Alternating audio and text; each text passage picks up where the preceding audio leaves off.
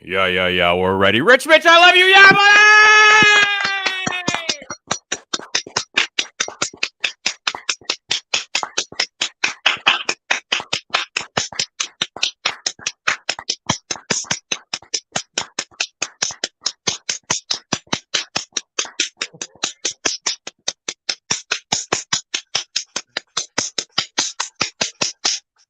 Winner, chicken dinner. Rich Mitch, what is up?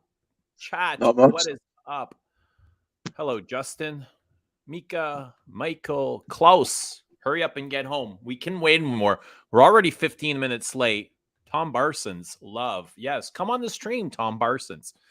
We would love to hear from you. Conspiring with the universe. Yes, I have applied for the head position at Dior. The first thing I am going to do is fire Francis Kurdian and the person that had hired him. Big changes are coming. Oh, no. What's up, Daniel? Vladimir got a fake number 19. It's too bad. Very good. Fida. Yara! Yay, Yara's here. Hello, Yara. Ori. Christoph. Mitch is very excited. Mitch has some things going on. Mitch is firing bullets. Firing bullets. I won't say anymore. What's up, Rudy? What's up, Yura? I can hear myself in the background of your thing.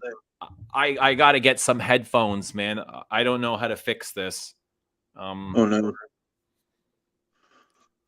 I can hear myself. Yeah?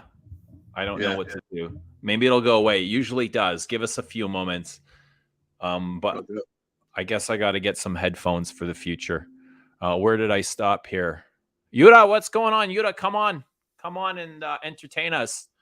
Tell us what you know. What's up, Milosh, Rudy, Lee, Chris Toff, David, Santiago. We're going to be discussing your favorite subject today, David, Christian Dior. Hopefully I won't upset you. What's up, Rich Mitch? How have you been? I've been all right. Just a bit tired. What's England like? Shit. Shite. Now, is that the reality or is that your perception of it? Both. Right. Okay. It's actually shit, and I feel it. It's shit, and I feel it. Is it gloomy and dark and rainy? Yeah, it snowed so much yesterday, and then it was gone within like 2 hours because it started pissing down with rain. So that's just very England. That it's like nobody actually got to enjoy the snow because it was pissing down with rain. I had to pay loads of money for some tires on Saturday. That always sucks when it takes away from your perfume fund, doesn't it? Oh, I was fucking ill with it. Like, couldn't believe it. Shite, as you would say. Absolute shite. As I would say, yet I got that from you. That's right. Everything's shite. Well, here it was quite shite this morning. Like it's been gray and dreary all day. There's no sun. There's just everything is really gray. It's overcast, and I went for a 10K run, and that kind of seemed to improve everything. I felt better once I got home. And I thought, why not have a Sunday afternoon stream? That's fine. No bois. We got 40 people in the chat. Hello, 40 people. Is that why Rich is tired all the time? They were worn out. Ooh. What's that? Master Cluster asking if that's why you're tired all the time. Why? You're tired or worn out. Yes, that's right. That's right. My birthday is December 21st. It's like the solstice. It's like the shortest day of sunlight in the year, which is like, ta-da, right? How inconvenient for me. On my birthday, we get the least amount of sun. But yeah, that will be 1 year since my registration has expired, and I still haven't renewed it. So I don't know if I'll have to pay up for this year that I've missed, or can I just completely bypass it and save the $100 registration fee? Does anybody know? You could try, but I don't know. I mean, it depends if they've caught you on the road at any point. What's You up, know. Bry? Yeah, I wonder. I'm really curious. I'm really curious. What you been wearing? Tell us what you're wearing. Today I am wearing Vetiver, sorry, Bellamy. I'm wearing vintage Bellamy in the previous packaging with the black cap and the little oh no, the black cap with a little white dot on the top. Happy birthday. Yeah. Happy That's birthday. the same one I got. Yeah, it's really nice, smoky. I am a Sagittarius, yes. That's Sagittarius. David's wearing Bleu de Chanel, Bleu Chance, Allure Homme. That's a lot of modern Chanel. I'm not sure I could see the connection there between any of these. I'm wearing Chanel too. I've been wearing Chanel a lot lately. Okay. Just really, I was thinking of making like December Chanel month, and I am in ta-da Antaeus. Antaeus. I thought about wearing Antaeus today. Put and this is not the modern. I think this is the second generation Antaeus. And I have to say, you know my story with Antaeus and my discovery of Antaeus, and I thought it was like the worst perfume I've ever smelled every time I went to the department store. And, I'd kind of run in looking for Antaeus just to smell that horrible fragrance because it's like full of leather and castoreum. And I don't know if it's got civet in there, but it was quite challenging to my nose. And I thought, why in the world would anybody want to wear this? So I bought myself a bottle for Christmas that same year. And now that I wear it, I'm like, I don't find this challenging at all. Like I want it to go back to how harsh it used to be for me. I don't get that animalic beeswax anymore. That honeyed goodness. I think that's kind of another aspect of the challenge that Antaeus brought. It's like castoreum, leather, and beeswax, and just made for a very animalic perfume. Very animalic. It sounds like you're missing out the you are missing the that note that's in Leatherwood. Like that sort of honey beeswax sort of animalic, like funk, like warmth that there is in it. Well, I used to get it from this. I would wear this to work and find it challenging. And now I wear it and I don't get the same result. I don't know if my bottle has turned or just my nose has adjusted. I don't know. Like, I don't. I think it'll be your nose because it's not as challenging as it used to be on me. The thing is that ever since you've smelled that, you'll have smelled stuff that's a lot more challenging than Antaeus, and it'll have put it in context. Yeah. Because it was early on. I found some of the stuff that I found challenging early on doesn't challenge us anymore. You've got like the night. You know what I mean? Like you could wear the night. That's a lot more challenging than Antaeus because it smells like straight up cow shit.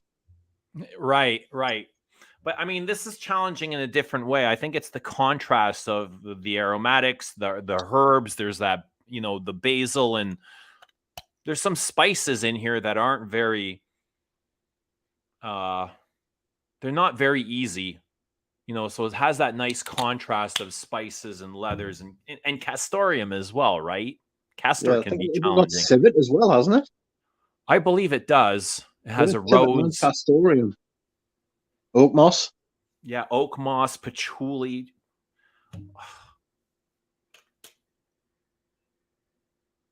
But I wear it now. It's just like, so I find it more comforting than anything else. I don't find it that decaying old man perfume that I once thought it was.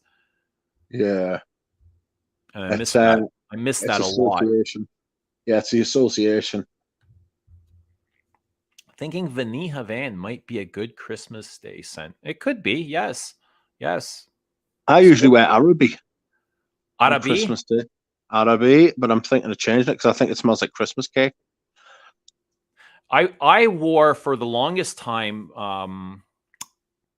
Noir Peace for Christmas Day because it has that. Okay. I get that large spice latte accord in it, which reminds me of Christmas. Got you. But the cloves, the cinnamon, the nutmeg, it's all the spices, the peppers, and I think there's some ginger. I think for Christmas this year I might wear this. That's cocoa, and this is also very Christmassy to me. Clove and cinnamon, very vanillic, spicy, beautiful perfume, beautiful. My extrait should be arriving tomorrow. I ordered the extrait Oh, what of? Sorry? of cocoa. Oh, I thought you meant on taste for a second. Can you imagine? No, cocoa extrait should be arriving tomorrow. Oh, God, an Antaeus extract would be amazing. So, dude, can you believe this is a 40-year-old perfume? This has been out It's amazing, isn't it? since the 80s, hasn't it? Yeah, so it's like Koros. I think early 80s. And now it's, 40 years, give or take. It's it's a 1981, same as Paul Louis by Oscar de la Renta. 1981 was one of the best years in perfume history. Koros came out, Antaeus came out. Calvin by Calvin Klein, maybe. I want to say maybe that was. It was a great year. Yeah, it was a hell of a year. I'm thinking of doing a year in review of 1981 perfumes. They certainly don't make them like that anymore. But you notice, like, everything from the 80s all kind of smelt alike, all similar to each other. It was Big Musk, wasn't it? There was a vibe. Yeah, People will say that about the 2010s as well. In 40 years' time, they'll say everything that came out in the 2010s smelled the same. I think it's just a generational thing. People are creating they're following what other big brands are doing. So yeah. I don't think it's just a Me Too movement. It's always been like that. It's always been like follow the leader of the pack. Because definitely everything from the 80s smelt like that. Oak moss, patchouli, green, earthy, right? It's a lot of them are like that. Yeah, that's my type of fragrance. That's what I like. Well, I don't blame you. There's a great style. It's much better than what they're making today. Yeah, exactly. I don't like the blue ambroxan sort of thing going on. It's not even really perfume, is it? It's more like shower gel. Yeah, shower gel, body spray kind of thing. It's like they've taken body sprays for boys, 13-year-old boys, and given it more emphasis. Yeah. It's not particularly nice, is it? No. Not particularly nice at all. I'll pour some water. Nice. I saw Audrey Jane got a nice haul in there with you. Oh, fucking right. Fucking huge haul, big haul. She's already talking about the next one. Oh, I'm like, shit. Oh, God. Yes. The addiction runs hard. She wants to get another one in January, I want to say. She's looking at the vintage. She wants to know if he's got any more vintage Guerlain and vintage Chanel. I'm like, God, you're turning into Eugene. You know what I mean? Wants all the vintage Guerlain and vintage Chanel. Tenchu.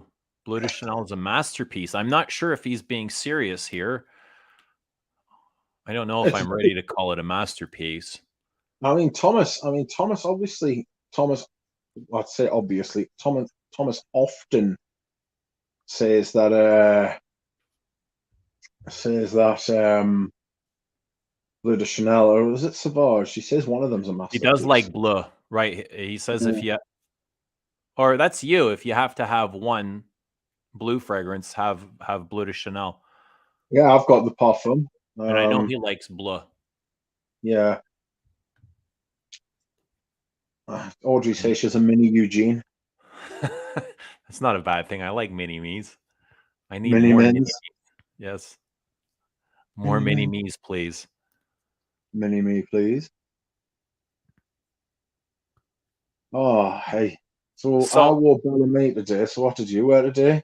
what did you You wear? told us it's Antaeus. I wore Bellamy today. You said, Right. and That's you right. said Antaeus. Bellamy. Yeah, I wore Antaeus, but I had a guy come over last night, a friend from a local Toronto guy. I had sold him a bottle of, I think in 2019, I was trying to get rid of all my Le Labo and I posted them for sale and I got rid of Bergamot 22 and Rose 31. So we're going back to June of 2019 and a Two local and a guy, half years ago. he hit me up and he's like, I'm going to PayPal you, right? Put the bottle on hold for me and I'll come pick it up when I have time. So he did. He PayPal'd me and he came last night, 2.5 years later to pick it up.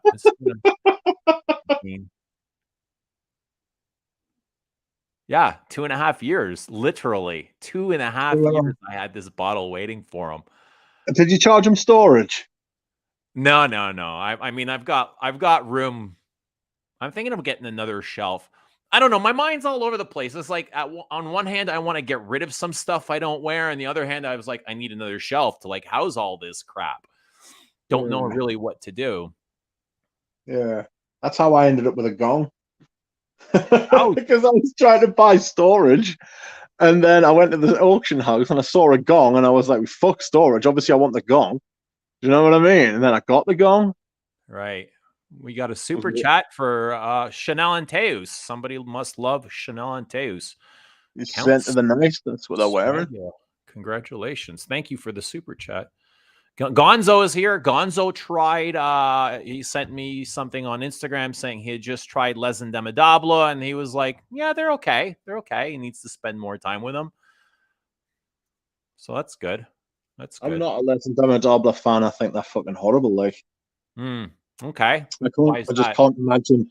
I just can't. I just can't wrap my head around them. I appreciated that they're trying to do something different. On principle, I appreciated that they're trying to do something different, but the execution is dreadful. It's terrible.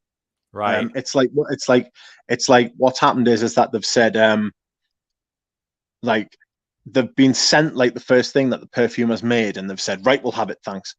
You know, it's like the first submission. Right. And they've said, right, thank you, that's the perfume, right, bye. And it's like the perfume has been like, oh well, thanks, bye. That was easy. Here's your money. Really? I'm not sure if That's you're what it being. feels like. They don't feel well made. Which ones are you talking about specifically? That patchouli one's shite. The Santal one's shite. Dude, Les and Demidabla? No, I'm talking about Le Labo. Oh, no. I said Les and Demidabla. I didn't say Le Labo. Maybe you Oh no, I misunderstood. really like Les and Demidabla. They're really good. Okay. I was like, I'm not sure if you're being like funny or. Sarcastic. No. Oh, I've got two Les and Demidabla. I want to get the Ambra Supreme as well. That's going on my list for next year. Yeah. I'm going to buy it in March, I think. All right, cool. Had a nice chat with Antoine Lee this morning for about an hour discussing. He did some remodifications for me and just kind of touching base on them. So the remods, they're 80% the same perfume. He's just messing with the top notes, just kind of trying to balance them. And Yeah. I had gotten a compliment yesterday. Can you believe it? Unbelievable. Sorry? I went and I did some shopping done. I got a new black tie. I lost my old tie. I don't know what I did with it, but I like black ties. I don't like colorful ties. So I went and got a new black tie for Christmas season. I guess I need to wear a tie. There'll be a few days where I'll need to wear a tie. So I went to go get a tie. And when I got home, I met up with a girl in the parking lot. So I stopped and we chatted for a bit. And then she's like she stopped mid sentence. She's like, "You smell really good. Like, what is that you're wearing?" I was like, "Holy shit. Like, this is my perfume." So it was really special that way. And I Yeah. told her what it was, and she leaned in and she even pulled my shirt down, like to stick her nose inside my shirt. And she's like, "Wow, I really like that." So I was like, yeah, it was nice. It was a nice compliment. I got a compliment this week. On? Like, I was wearing Opium Secret de Parfum, the ladies' version, Okay. and I was at the auction house on Tuesday, and I was like walking around, and I noticed these two old biddies, these two old women were following us around the auction house, and then I stopped to look at some drawers, and the two old women walked past us, and they were like, "Ee, something smells really nice," and I was like, "All right," and then they were like, "Is it you?" And I was like, "It might be." Because they were like, "Oh, this like they thought that they'd put some fragrance in like the air in the auction room to like make the room smell nice." And they were like, and they came up and had a smell, and they were like, "It is you, yes. What is it?" And I told them it was opium, and they were like, "Oh, I used to wear opium, but it didn't smell like that." And I was like, "Oh no, this is like a flank." I didn't tell them it was a flanker, but I told them it was like a thingy on the side of it, like a type of opium. Yeah. And they were absolutely over the moon. What kind of drawers do you wear? No, not them kind of drawers. I was looking at like a chest of drawers. Ah, I thought you were talking about undies. Well, regardless, No, what kind of undies do you wear? Do you just wear boxers. boxers or briefs? Yeah, boxers definitely. Boxers every day. So you like it? You like it to hang loose? Definitely Really? need Eh? room. Need room. Okay. I like the trunks. I like the 3/4 trunks. I like where it fits and it's tucked in and it's held tight, almost like a bra for your junk. Oh dear. I don't like it like flopping around. I don't mind it flopping. Mine are like tight boxers. Boxer briefs. Yeah, Right. a duck strap. It's outrageous. Some people are asking for you to ring the gong. What? Some people are asking for you to ring the gong. Can you ring Oh the God! gong? I can ring the gong. Hold on, I'll bong the gong. I don't think you ring the gong. You bong the gong, surely. Smash But the I'll have to. fucking gong. That's what the people want. Give the people what they want. I will bong the gong. Hold on. I just need to put the gong together. I took the gong apart. How dare you say the C word? I imagine that's the compliment word. I'm so sorry. Will you not repeat that again? There are How many C often words that you do you shouldn't get say. compliments? Not very Right. often. I never get compliments. First ever compliment I've ever had, I think. It's certainly the first compliment I've had for years. Right. Are you ready? Yeah, go ahead.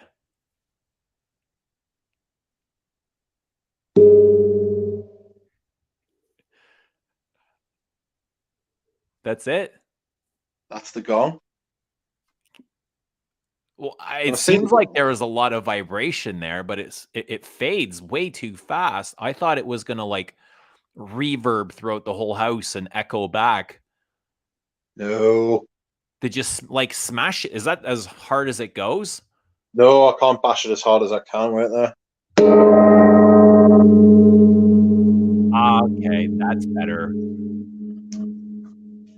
But I don't like to bang the gong too hard because you're supposed to be good with the gong. It is the gong. It's a big, heavy gong, but great woodwork around it.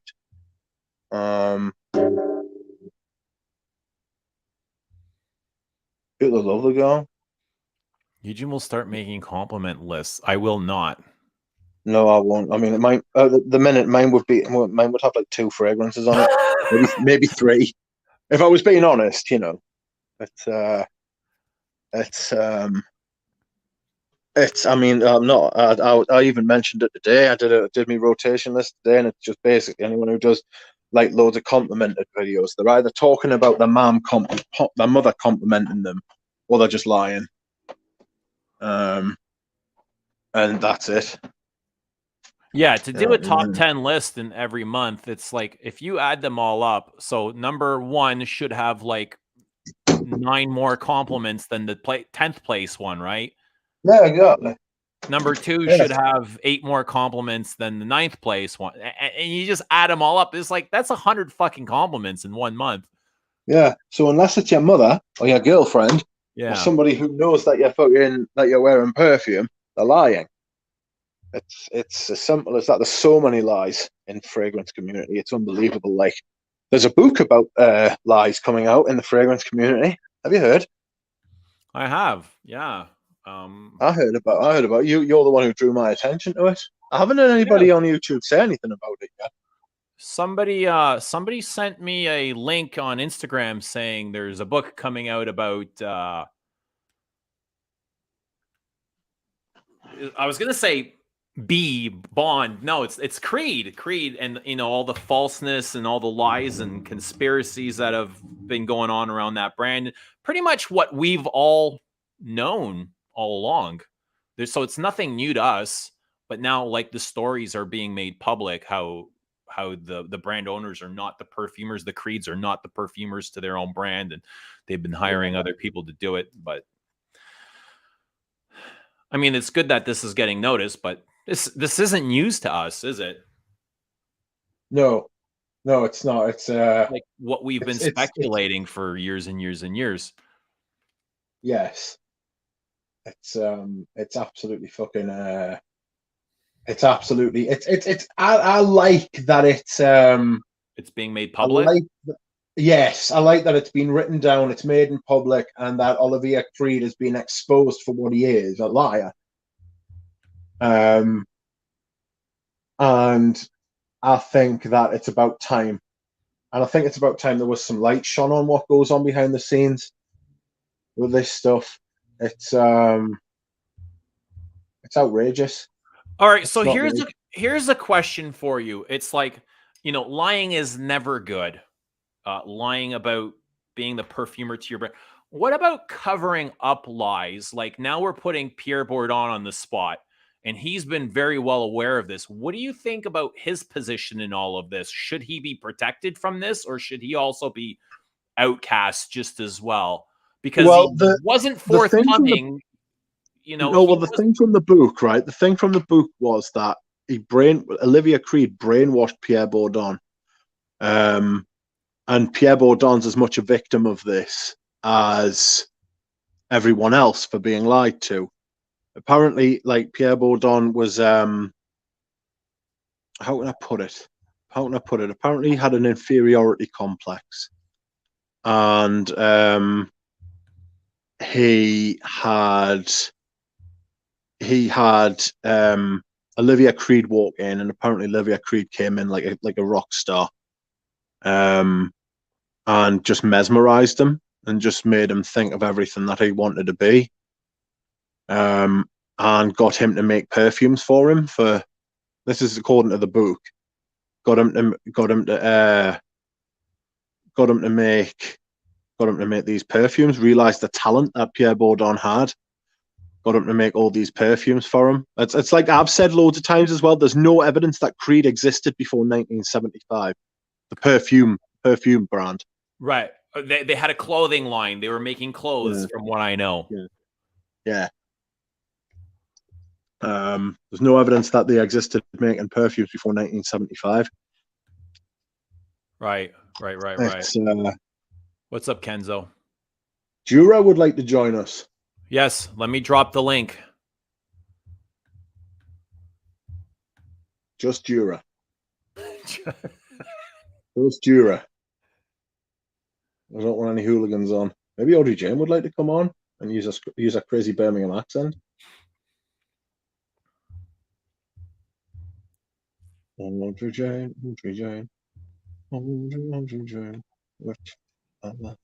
You know what? I'm not the biggest fan of Creed. And it's not because I think they're shit or anything. I just don't really connect with the whole feeling of Creed. When I wear their perfumes, I think a lot of them are well made. It's just not my style of thing. No, I understand that. I really like. I'm not going to say they're shite or anything. There are a few that I really like, but even when I own them, I never found myself reaching for them. Yeah, it's. I've got loads. I managed to get a few vintages. I got a vintage Millesime Imperial. I got a vintage Silver Mountain Water. I got a vintage original Santal. I got quite a few. I I strongly disliked original Santal. I did not Really? Yeah, enjoy it that. smells like individual. I don't know what it's. I didn't like it at all. But you know what I liked was the vetiver one, original vetiver. I always wish, like, I regret not picking that one up. Yeah, it's really And nice and fresh. I had a viewer send me like a full bottle of Bois Portugal. I really like that one. Yeah, I love that. It's really good. Yeah, I think that's a great fragrance. What else do I own? I own Royal Oud. Haven't worn it in years. Like, it's literally been years and years and years. But it smells really good now, though. Yeah. It's just not a, it's just not a brand that I connected with. Maybe it's just like the freshness of it. Yeah. I like what do I like? I like green Irish tweed. I like It what is. I else? agree. Original Santal was shit. There's nothing in there that I found interesting. Really. Audrey Jane is curling her hair.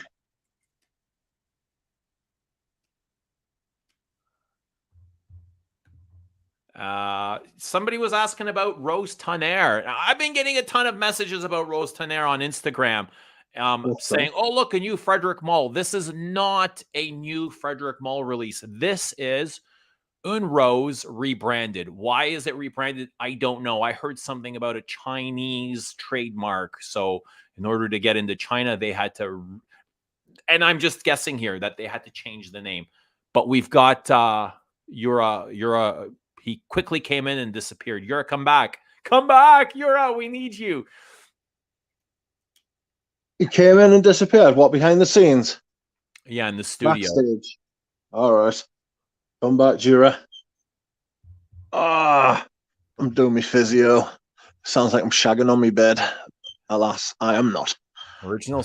You know what I found? Original Santal smelled very synthetic, and it didn't have the warm, creamy, figgy, coconutty, sandalwood aspects that I like. It was a very cold perfume, which, you know what? That's a good word to describe Creed for me. I find them very cold. Yeah. I mean, Olivia Creed's just a horrible shite, really. I'm glad that it's come out before he's died, so that he That's hasn't got away with it. horrible. Sorry. Horrible.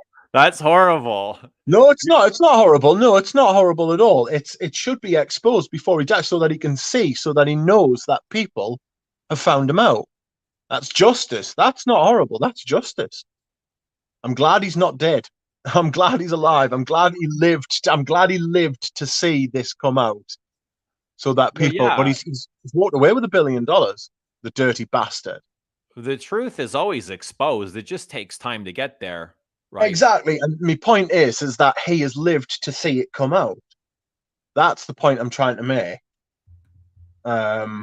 Is that he hasn't got away with it? There's a lot of things that happen, and they don't come out while the person's still alive, and the perpetrator, I should say, because that's what he is. It's fucking, he's perpetrated something. It's a dirty thing what he's done. It's not clever. It's sly. It is sly. It is sly. It's wrong. Why do you think he took it upon himself to mislead people? Like, when you lie, let's think about this logically. What is the whole purpose of a lie? It's to manipulate. He's done it for gain. He's done it for gain, but I also think there's also been like a malignant aspect to it. I also think there's been I think he's also gone out to do it for kicks. I think it's titillated him. It's excited him. That the whole getting away with it part of it. He's taking credit for something that he didn't do.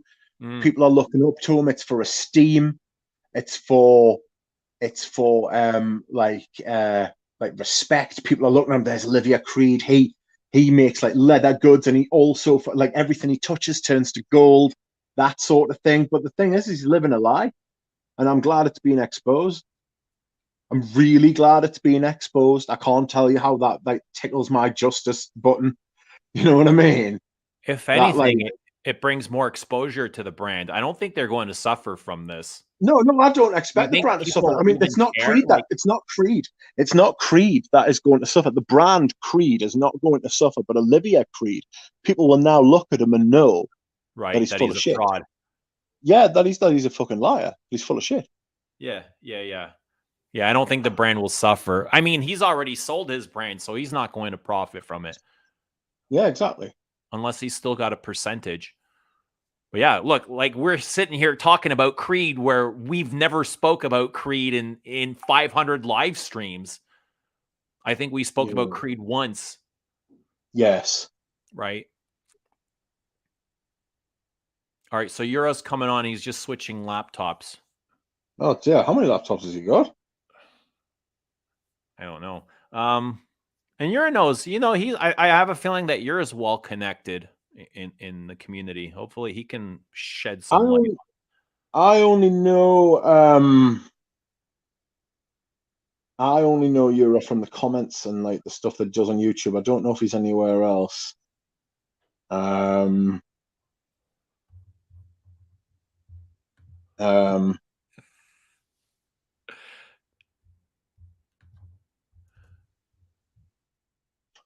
So I imagine from what he says that he knows what he's doing. He talks about ingredients and things like that. Right. All right.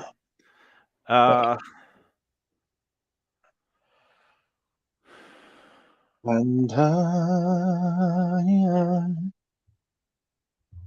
do you like knowing who the perfumer is? yes, Is that important to you? a little bit. All right, Yura's here. Let's let Yura on. Is that important to you? Oh, Hello. Yura, you got to mute your YouTube. Can you hear me? I can hear you. Yes. Welcome. Hello, guys. How are you? We're very well. Thank you for being here. Can you hear me? I can hear you. Yes. Welcome. Hello, guys. How are you? We're Hello. very well. I'm gonna mute Yura for a moment just to let him mute. Yura, can you please mute your YouTube because we're hearing the feedback. Is that good? Yes. Ah, there we go. That feels Hello. better. Thanks for having me on the stream. Thank you for being here. So you're watching from Ireland. No, I'm in London at the moment. London. Okay. Yeah, Rich probably tell from my accent. It's not very Irish. It's not very Irish.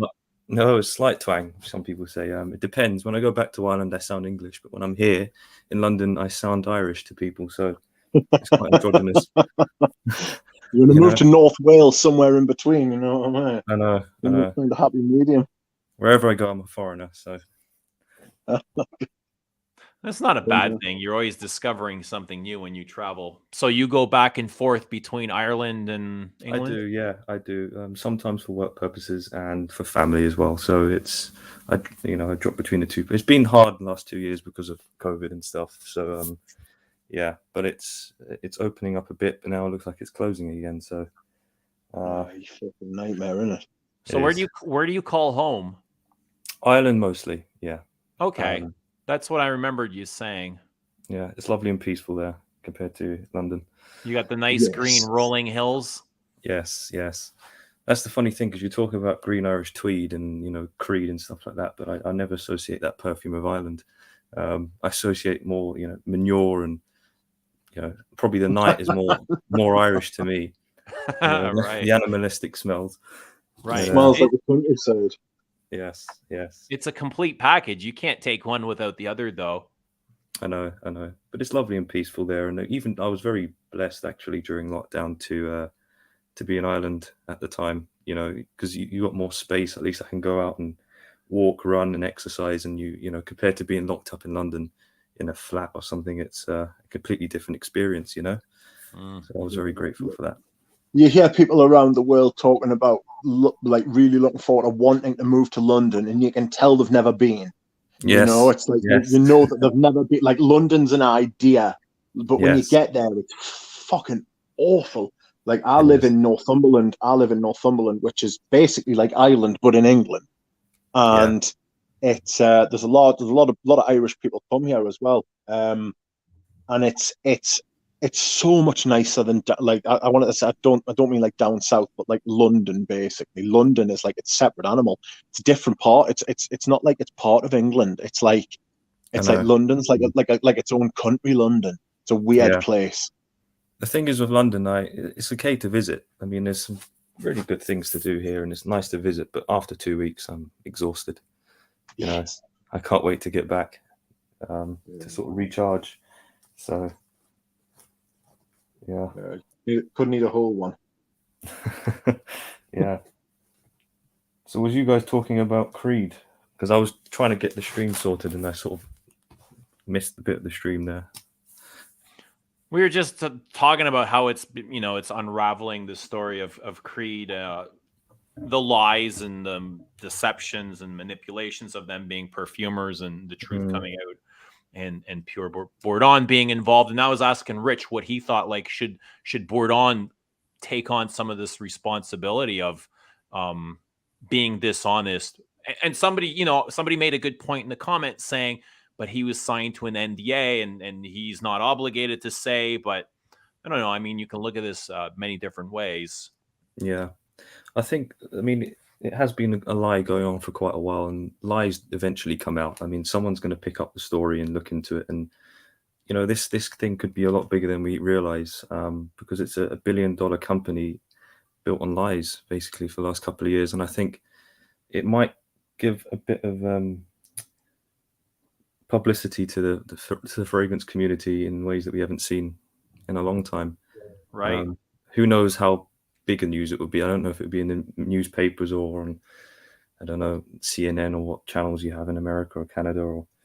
I can't imagine it getting that large, as is just like the nerds that are really into this and interested. But what I think is going to happen is it's going to shed light on similar situations where brand owners are claiming to be perfumers when they're really not. And I think we're going to see a lot more of that. Yeah, yes, apparently mentions Roger Dove in the book as well. I think many will be quaking in their boots at this, maybe. You know, I'm sure Roger Dove or his associates might buy a copy just to check. They might not say anything, but we'll see. But I mean, I personally could see this happening soon because Julian Rakinet came out recently. He's been saying it for a while on his Instagram that he's the Royal Oud perfumer.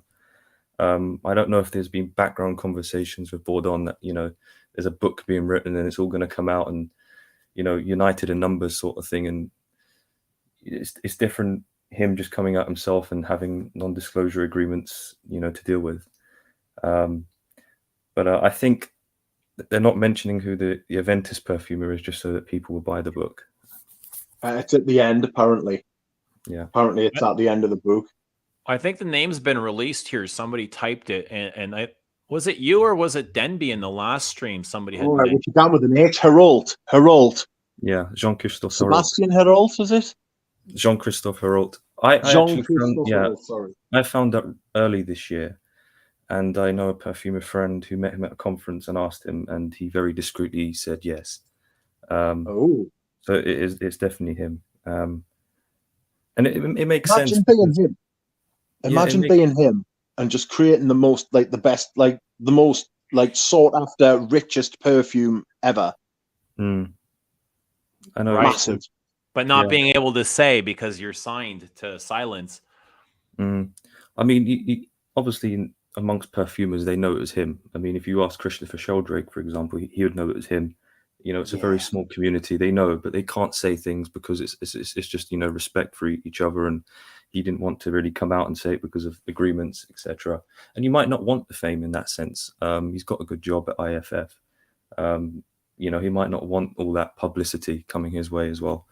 But it was bound to come out sometime soon. You know, whether it's in 40 years or now. You know, so. So I'm sure a lot of attention's going to head Roja's way, and when it does, how do you think he's going to respond? I don't know if he's going to respond at all. I think is he obligated to respond? Not really, is he? No, not legally, but maybe morally. And it would be I mean, amongst us, people like us and the 70 odd other people watching, we are not his clientele. Yeah.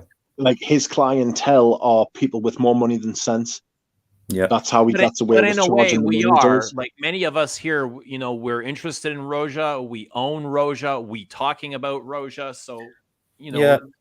I mean, I'm not going to bash the perfumes. I'm not a fan of Creed perfumes just stylistically, but I'm not going to say they're bad perfumes. You know, Pierre Bourdon, Julien Rascanet, they did good jobs making the perfumes. Even the Roger perfumes, some of them are really, really lovely perfumes and very well done.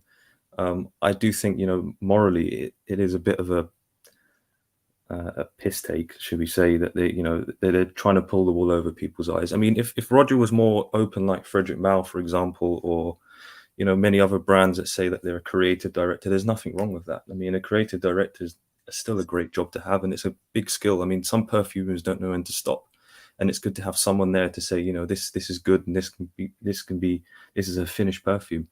And some perfumers can't do that job themselves, you know. And I wish Roger, Creed just was more open and honest about, you know, their role as you know, creative directors. Yeah. Yeah, it's about a myth. It's about a mythos, isn't it? It's about like about the myth, the story, the dream. They're selling themselves right. as part of the Put perfume. themselves in the spotlight and the fame. But I think what this will do is make future brand owners consider what they're going to sell as who the creators are behind their fragrances. Yeah, I think the perfume industry is becoming more transparent in the last 20 years. You know, people are more interested that's in with the internet and with communication getting tighter and news being more prevalent than ever before. Like, yeah, we never really knew who the perfumers were, nor did it matter until you know, the age of the internet. And now it's just like we want as much information as we can possibly consume about everything that interests us, and this is how this stuff gets out. Yeah, it's interesting. Yeah, I mean, back when Creed, the brand was started, no one really cared about who the perfumers were. I mean, even Rudnitska wasn't, you know, your average person in the street. You wouldn't go and buy a bottle of Eau Sauvage and they say this is made by Rudnitska. You know, you'd have to be a really keen perfume geek even then to know this sort of stuff. You probably, you know, it was a different time. You know, we never had social media. You probably thought you can get away with it more. But it's just the world we live in now. It's more unlikely, and you're going to have people on live stream speculating and poking around, and you know, and these it's harder to keep a line nowadays in many ways. Yeah, totally agree. It's going to come. It's going to slip out. It's going to slip through the cracks. I mean, it's harder to tell lies these days. It's harder to, because everything can be cross-referenced. You know, everything. There are so many sources of information that it gets to the point where you can't say something without tripping over something somebody else has said. Never mind your own feet. You're tripping over somebody else's feet, and then like the whole notion of you know, like TripAdvisor and stuff like that, where people leave their own feedback on things, like and feedback is the whole sort of, like, the community feedback has become this animal of itself. So if it comes out that it's lies, it's going to depend on how many people are offended by that, you know, and how many people think that that's scandalous. And I think this book could change some people's minds, but it depends how many people the book reaches. You know, it could be seen as cashing in on somebody else's success. Somebody just putting Aventus on the front of their book and saying, "Look, this is a book about Aventus. Why don't you buy it?" Yeah, I mean, there's a lot of how it comes across. Sorry. No, it's okay. There's a lot of passionate Creed fans out there, and you know, I think some of them will go for a bit of a stage of denial because a lot of people invest a lot of money and, you know, belief into a lot of these brands. And when someone tells you it's a lie, it's like your world comes tumbling down. But I think, in a way, I think the transparency is, you know, a good thing now. As a Creed fan, or I'm not sure if you are or not, would that make a difference to you now that this book comes out, on how you view their perfumes? Would you still continue to enjoy them, or what would you do? I'm not personally a Creed fan. Just Why because not? they're not to my taste. But I still see the perfumes as the perfumes, and I think some of them are very well made, except for Creed Viking Cologne, which I think is one of the worst things I've smelt in the last 10 years. If I'm being completely honest. It's just extremely unpalatable, and I think that to me it smells rushed. It doesn't seem like there was any care put into that at all. Do we know the name behind that perfume? I don't know. I don't know who made those. I'd be surprised if it's anyone related to Bourdon at this point, because if behind the scenes, you're not talking about Creed Viking. It was Viking Cologne. Yeah, the cologne. Okay. Cologne. I thought Viking was not a bad fragrance. Yeah, it wasn't a bad fragrance at all. I think it's a little overpriced for what they're trying to sell it for. Absolutely scandalously overpriced. Absolutely rotten. They're definitely going for that sort of, I paid a lot of money for this, so it must be good vibe. Yeah. I mean, how I feel about fragrance pricing, I mean, when you know how much the ingredients cost, you think, like, blimey, most perfume is overpriced. So at the point, how I look at it is I look at more at the artistry and how well made it is, because you can't sometimes put a price on those things. I mean, some paintings go for thousands, but the painting themselves doesn't cost thousands. It's the artistry behind it and the effort and how much it means to you. But yeah, I think perfume prices are going through the roof, and I think some of it's taking the mick. I think it's because, I mean, will there be another brand that wants to topple Roger and make more expensive perfumes than him? The ultimate luxury. They're always trying to one over each other. So yeah. You'll have some crazy Middle Eastern brand will start trying to charge $2,000 a bottle, $5,000 a bottle, made of like bespoke crystal and stuff like that, and like it was fucking like fucking virgins carried the stones down from mountains and all that sort of thing. That's what it'll be like. It'll be that whole sort of mystical fucking special one-off sort of thing that they'll charge. That's where it'll go. Because there are lots of people. There are lots of people who are like, well, it's like they say, fools and their money are parted easily, and there are lots of people who aren't very clever who have got lots of money, and it does feel like that's who Roger's targeting. He knows there's a clientele out there who have got a lot of money and who can't wait to spend it, and who enjoy spending it, and he will provide them a reason for spending their money. Well, he started in Harrods. I mean, yeah. In terms of like where you start, I mean, it's clear that who he was targeting. But as I say, like, I mean, some of the perfumes, even if some of the ones are overpriced, I still think they're really nicely well done perfume. I don't know who does most of them. I know a perfumer friend who's convinced that they're just stuck in a computer, but I don't think that at all. I think he's just a bit salty.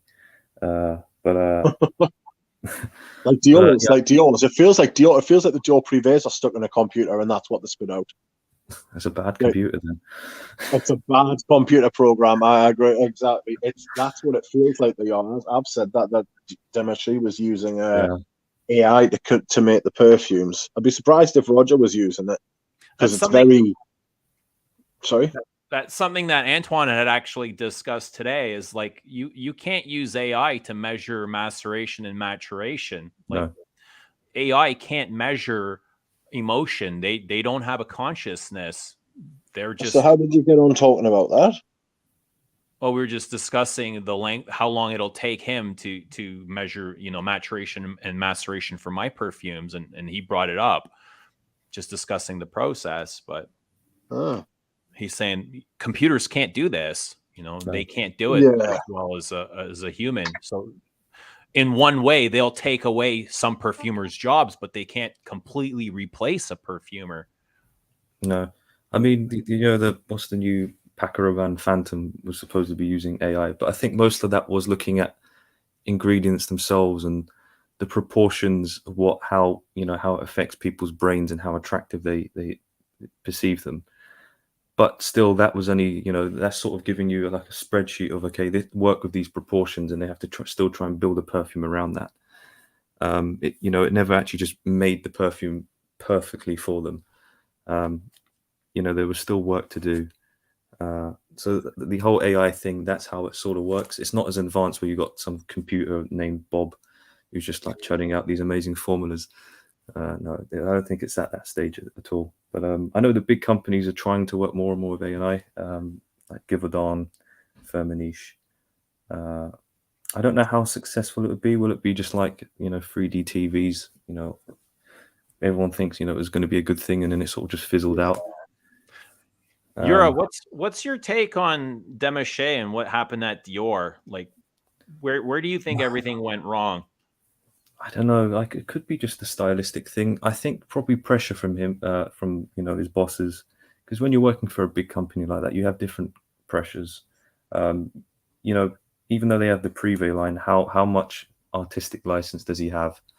You know, he might have had some. Most perfumers have loads and loads and loads of material that just gets chucked in a bin or left on a shelf. You know, there could have been some great things he's had, but they were just rejected. It depends where his bosses wanted to take, you know, the direction. I think Francis Kurkdjian, I mean, the jury's still out whether he'll do a good job or not. I know some people say it's going to be good, some people say it's not going to be good, but what are your expectations?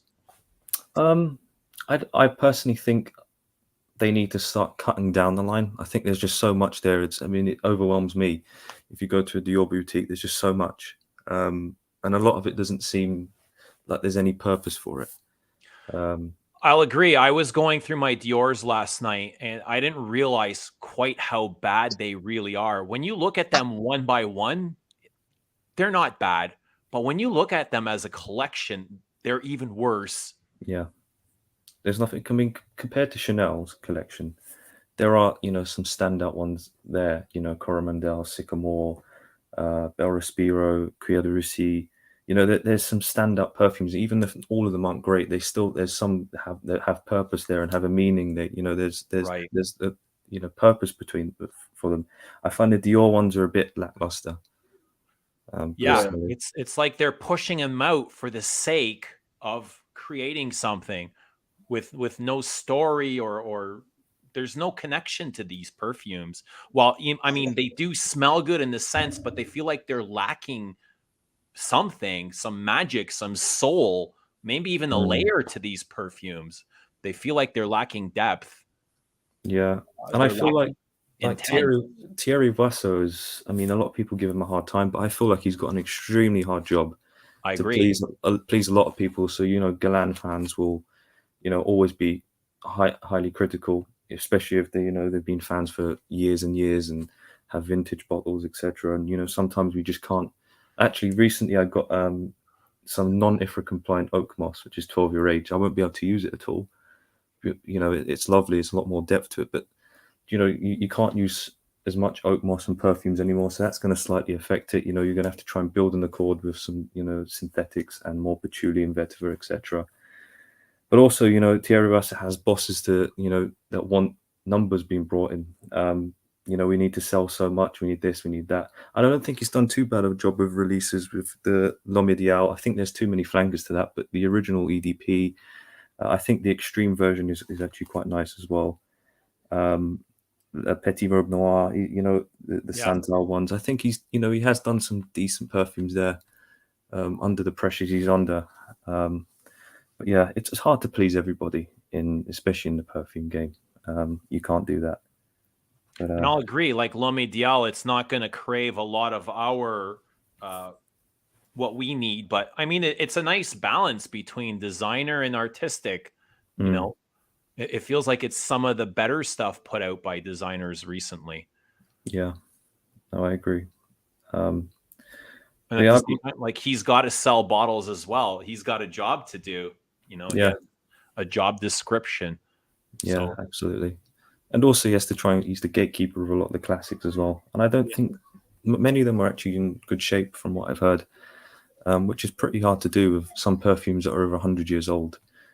And I mean, sometimes when it comes to the actual perfume, like the vintage perfumes, it's not even like the animalics that are that, you know, some people say they smell more animalic. It's probably because of the naturals. So, like for example, tuberose is quite animalic, the Absolute, or Some jasmine absolutes and Egyptian jasmine can be quite animalic, and when you have to reduce that amount, your perfumes will not smell as animalic. So people think it's because there's less civet, but you can try and recreate that animalic, those animalic notes much better with the replacements.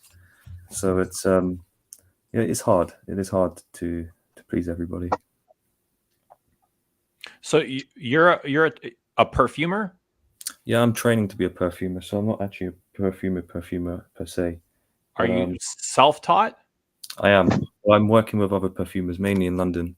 So I was actually recently with 4160 Tuesdays as a visit.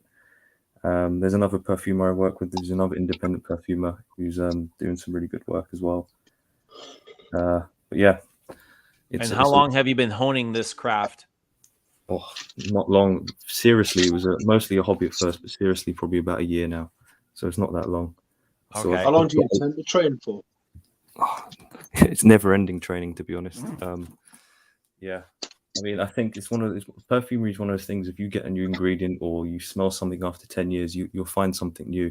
So you're always learning. You're always learning. But yeah, it's definitely it's a skill. It's one of those things you start off and you think this is going to be quite simple, but the more you get into it, it's more complex, and then you start getting more comfortable, and you start building up a knowledge. It's like the more you learn, the less you know, right? Absolutely. But I think that's exciting when you do something you really love, because it makes you more curious.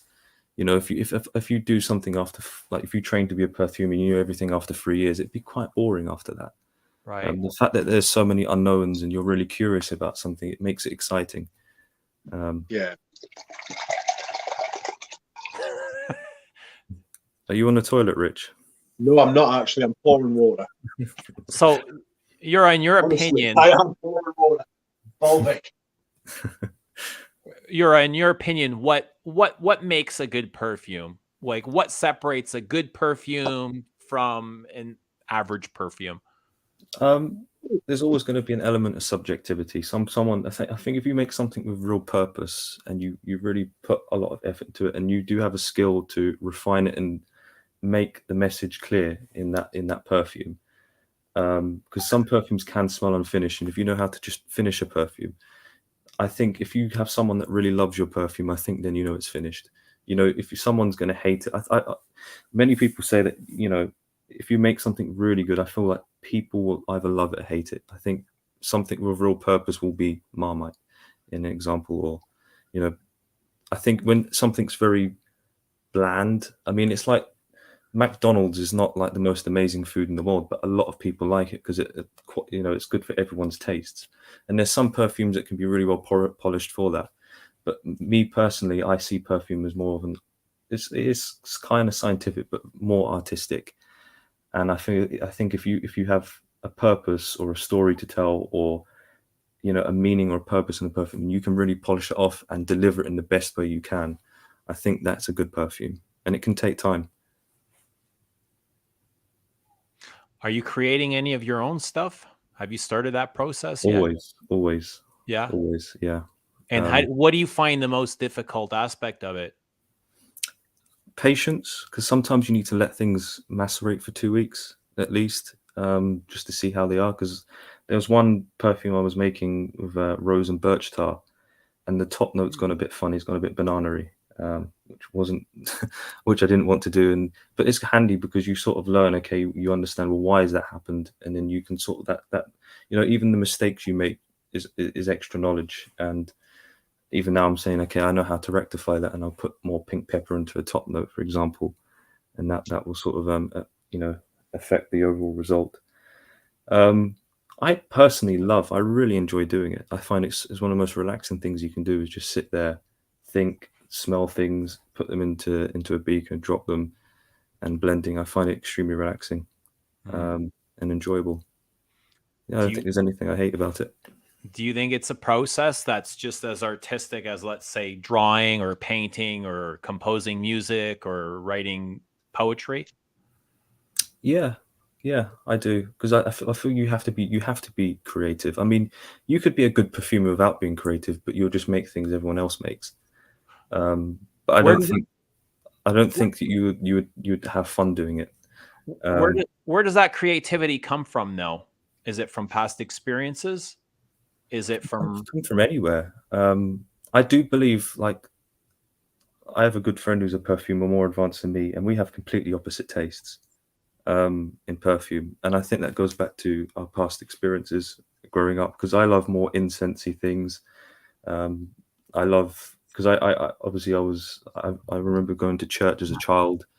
I lived in Oman for a bit, so I'm used to smelling more like Bakor, frankincense, and I really, you absorb those things and they stick with you, and that sort of does develop your tastes a bit. But yeah, I think. Sorry, what was your question again? I've gone off. Like, where do you find creativity from? Anywhere. I mean, sometimes it could be even just an ingredient. Like, I'm loving working with birch tar at the moment because it's quite challenging.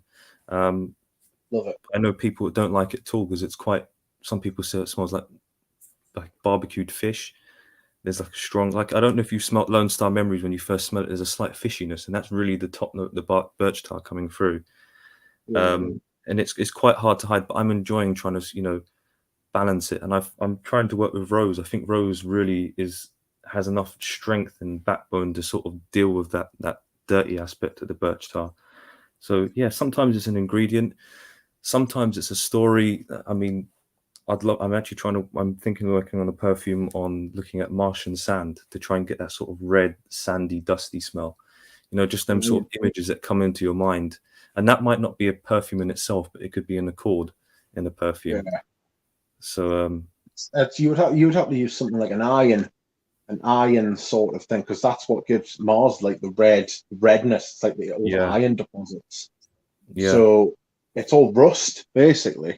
It's like Mars is like a world of rust. Yeah. That would be quite an interesting sort of thing. I know Peter from Fragrance View, he tried to do like a Martian, not a Martian, but like an alien world, with Proxima, and he used a lot of grapefruit for some reason.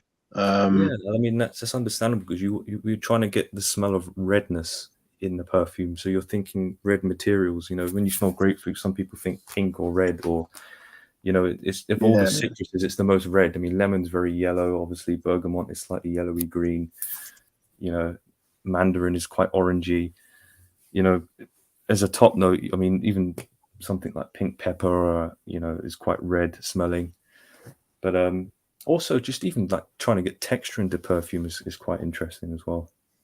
But yeah, I find it's like it's an endless, it's an endless exploration that you can find creative inspiration anyway, really.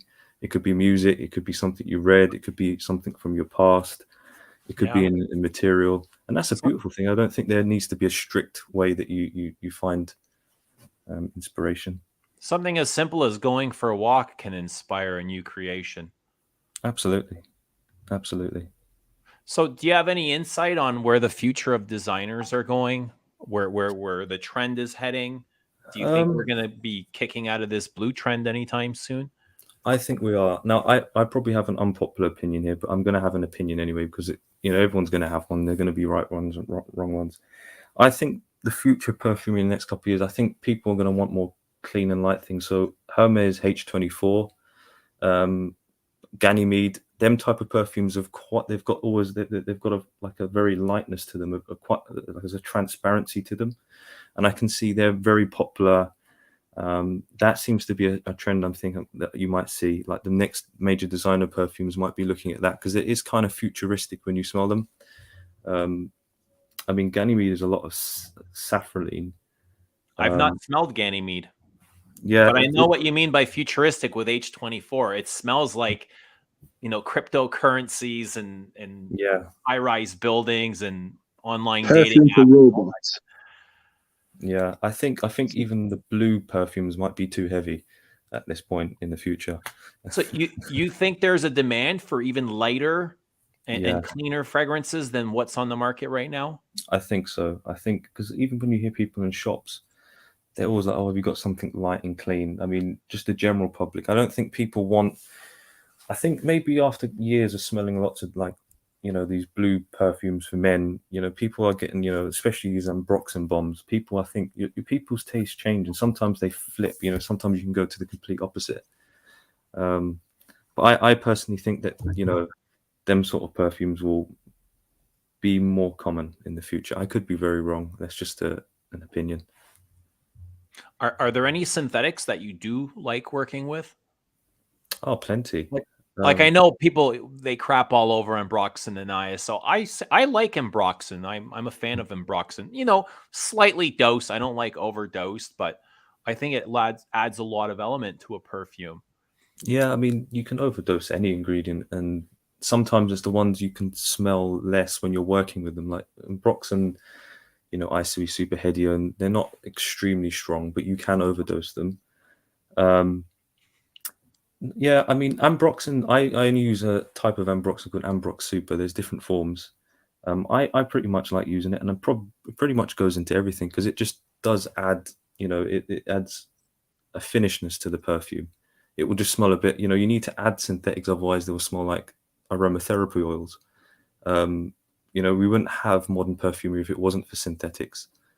And usually, I usually work between anything between 15 to 35% naturals to synthetics. I usually find is the best, but it depends on what you're using. Like some naturals you can dose higher and some lower, and also you have to worry about health and safety regulations, and you can't put too much of something.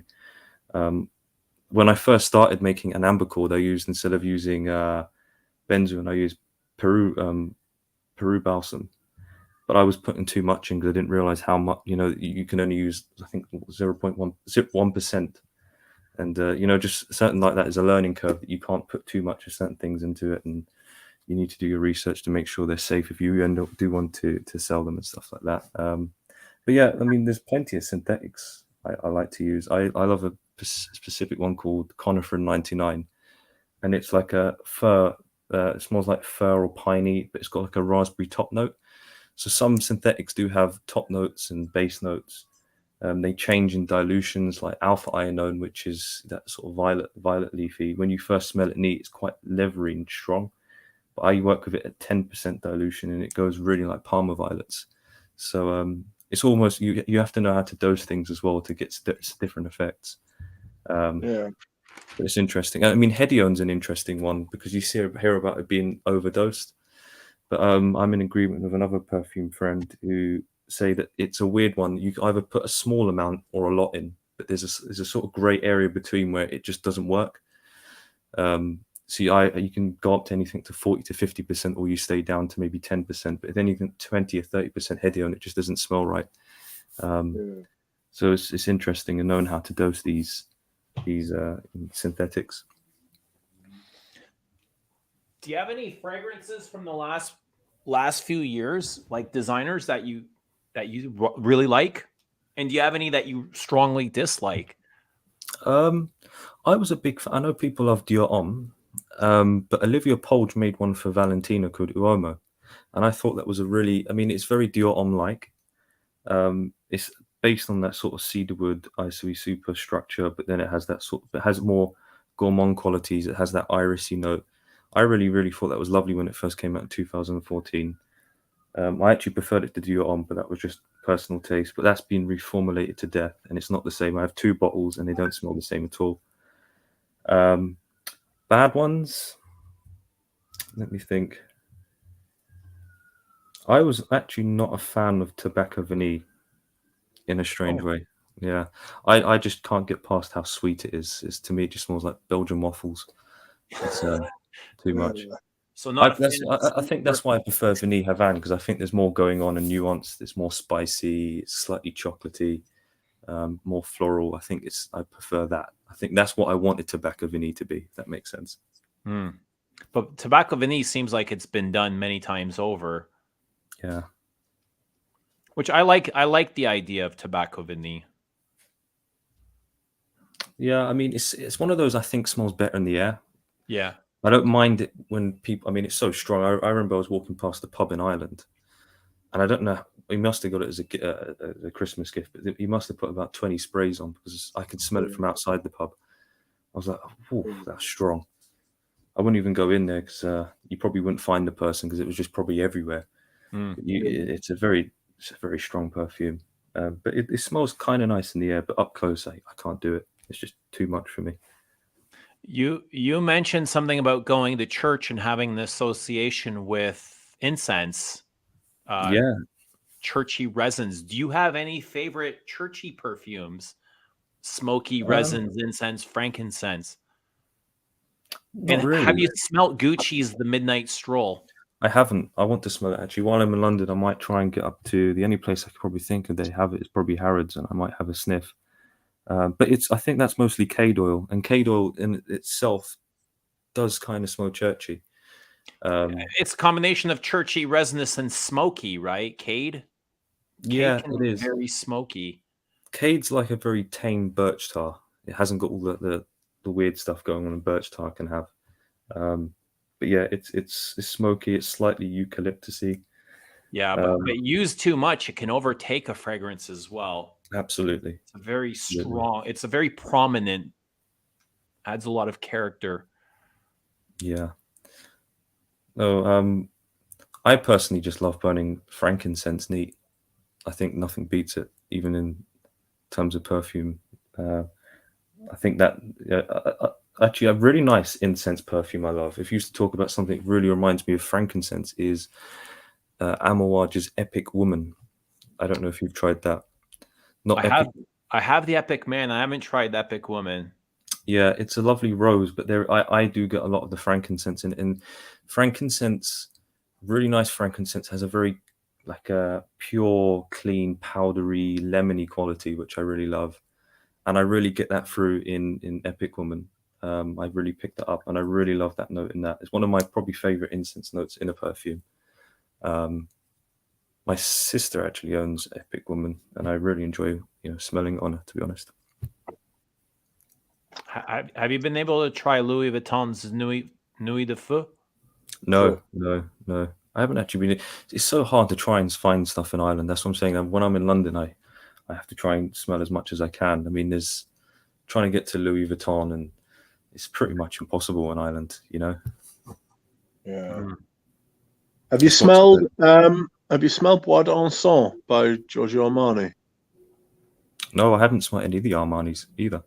That's a great incense one as well.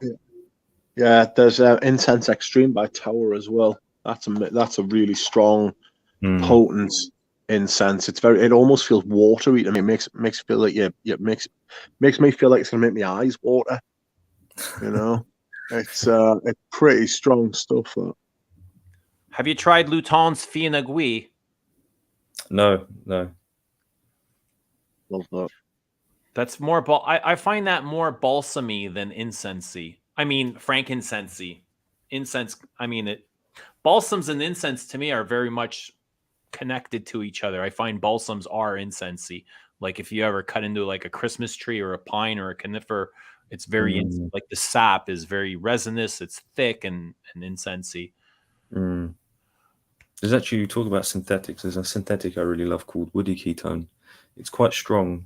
It only lasts about 2 hours, but it's really strong, piney smell. If you put too much in, it can smell a bit like, pine toilet cleaner. But in the right dosages, it's really, really, really nice. And it also acts as a top note. It's a woody top note, which is really interesting. Yeah, we don't want anything that smells like toilet cleaner or any kind of household cleansers.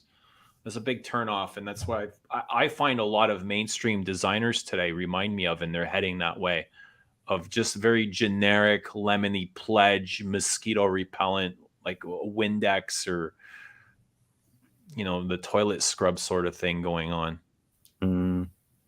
Yeah. I feel like that's going to come to an end. I think because a lot of the perfume companies, that's what I'm saying, I don't think H24 or Ganymede are bad perfumes at all. And I feel like people are trying to make more interesting things with different raw materials, especially some synthetics. Yeah. I sometimes find with synthetics, you have to be a bit more creative as well, how to use them. Because some of these materials by themselves don't smell that great. But there is definitely use for them. and you can rate really novel accords and really interesting smells. And you don't have to break the bank by doing it either. So I do feel like these big companies can do better. They really can. And I feel that with how the perfume industry is growing and the business is up, people are wanting more. Frederick Malle, etc. All these companies are growing. People do want something a bit more unique, a bit more interesting. They are bored of just smelling the same old crap for the last 20 years. I do think they will be stepping up their game, and maybe even Dior, Francis Kurkdjian might give us something really interesting. Who knows? All right, let's go there. Let's go there. You brought him up. Let's go there. What do you think? Like, do you have any high hopes, or do you think it's just going to be more of the same from Francis K? Because I'm personally, I don't think it's going to get any better. Francis has showed us, within his own brand, what he's doing, and I can't even imagine him now running two fragrance empires. Like, we're talking Christian Dior, one of the biggest in all of perfume. I don't know how he's going to be able to balance both and come up with. It seems like he's run out of inspiration the last few years, so I don't know how he's going to be able to balance the budget for both of these brands. So I'm not expecting a whole lot from him. I think it's actually going to get worse before it gets better. He could have more time to work. If Dior want to keep all the previous, what they've had and not discontinue anything, he might not have the pressure of releasing a lot. They might just want him. I can see them working on something more mainstream. It'd probably be a Privé next, but I can't see them wanting to put the pressure on as they had Demachy to get like 4 bottles out in a year. I feel that I don't know why that happened, recently. I don't know if I don't know if he was supposed to stay for a bit longer and he had stuff lined up, because most perfumers work in advance. So, he wouldn't have just very unlikely he would have made them, a couple of months before. He would have had them ready. And he just said, well, I'm leaving, get them all out. I don't know I think it'd be a good thing if he didn't have the pressure Demachy had to just keep churning things out. And even if it takes 2-3 years for him to create something, I think any good perfumer, if they really had a good inspiration, had time, they can make something really good in 2-3 years. And he has got the ability. I mean, he definitely has the ability to do it. I'm kind of hopeful. It'd be nice. I mean, Dior have had some great classics in the past, and it would be lovely to see them really, knock it out the ballpark again. It would be nice, and he has the potential to be one of the greatest perfumers ever, but I don't think that's really what he's striving for. I haven't seen it from him, and it's been a very long time since I've found something. I think Grand Soir is really the last perfume of his that I've really enjoyed, and it's been many years since that was released, so I'm not really sure what it is that he is aiming for when he's creating. Like, where is his center of creativity coming from? Is it seems to me to be more release something that's more commercial that he can push, instead of pushing something that's artistic and to have us actually going into the fragrance and thinking about it, which is more of the type of things that I'd like to see. Yeah. I mean, it's hard for me to say I don't even know how he's going to, I mean, this might be, a really proud moment for him, and he wants to really, shine. He might take this more seriously than his own brand. You never know. He might think this as well. I'm now the head perfumer of Dior, the previous perfumers, the history it's had. He might want to, step up to the plate and prove the doubt was wrong. And sometimes having doubters is a good thing, and it can help spur you on. You kind of want to sort of prove them wrong. But yeah, I think, let's see. I don't know when his first release will come out. It might come out soon. He might be working on something for a couple of years if he's been in line to take over. But I'd be interested to see what it is. I'll probably rush to smell it. I think we all will. I think we're all anticipating something. Just don't know which way it's going to go. I think it'll be a big one, because I think a lot of people sort of figure out where he's going to go with the next few years. Do you think he'll continue the Sauvage line, or he'll release something under his own, like something new? Because when Olivier Polge came into Chanel, what was it he done? His first release was Bleu de Chanel Parfum, wasn't it? Yeah, it was. Yeah, he made the Parfum version. Yeah, And then I think he launched Gabrielle, didn't he? Like that was his first release was Gabrielle. I can't remember. I know he did Boy. He released Boy in the exclusives, and then he did like a Bleu Flanker. So I wonder what's going to happen at Dior if they're going to let him launch a whole new line, or if he's going to just create another flanker for Sauvage. It's interesting, It's interesting, and time will tell. I mean, I'm surprised he didn't make the Sauvage Elixir. They could have waited and they said, you can do it, or let him at least sign it off, because there has been a history of perfumes where one makes it 80% and the other just tweaks it a bit and then they get to sign it off. But I don't know. I can see the Sauvage line because it is popular on a mass scale. That will stick around for many years to come. I can see them probably releasing a private bottle first. Yeah, apparently he's working on it. He's working on a Lily of the Valley perfume for the Privé blend, the Privé line. That's interesting because Lucky is a Privé Lily of the Valley Muguet that's not very old. It's probably less than 3 years old. So they don't really go back and revisit genres that they've done, especially in the exclusive line. That doesn't make much sense. He could be working on a lady's perfume. It might be perfume at all. It might be more because it could be a J'adore type release, if that makes sense, instead of a Sauvage, because they haven't really had many good ladies perfumes or female perfumes.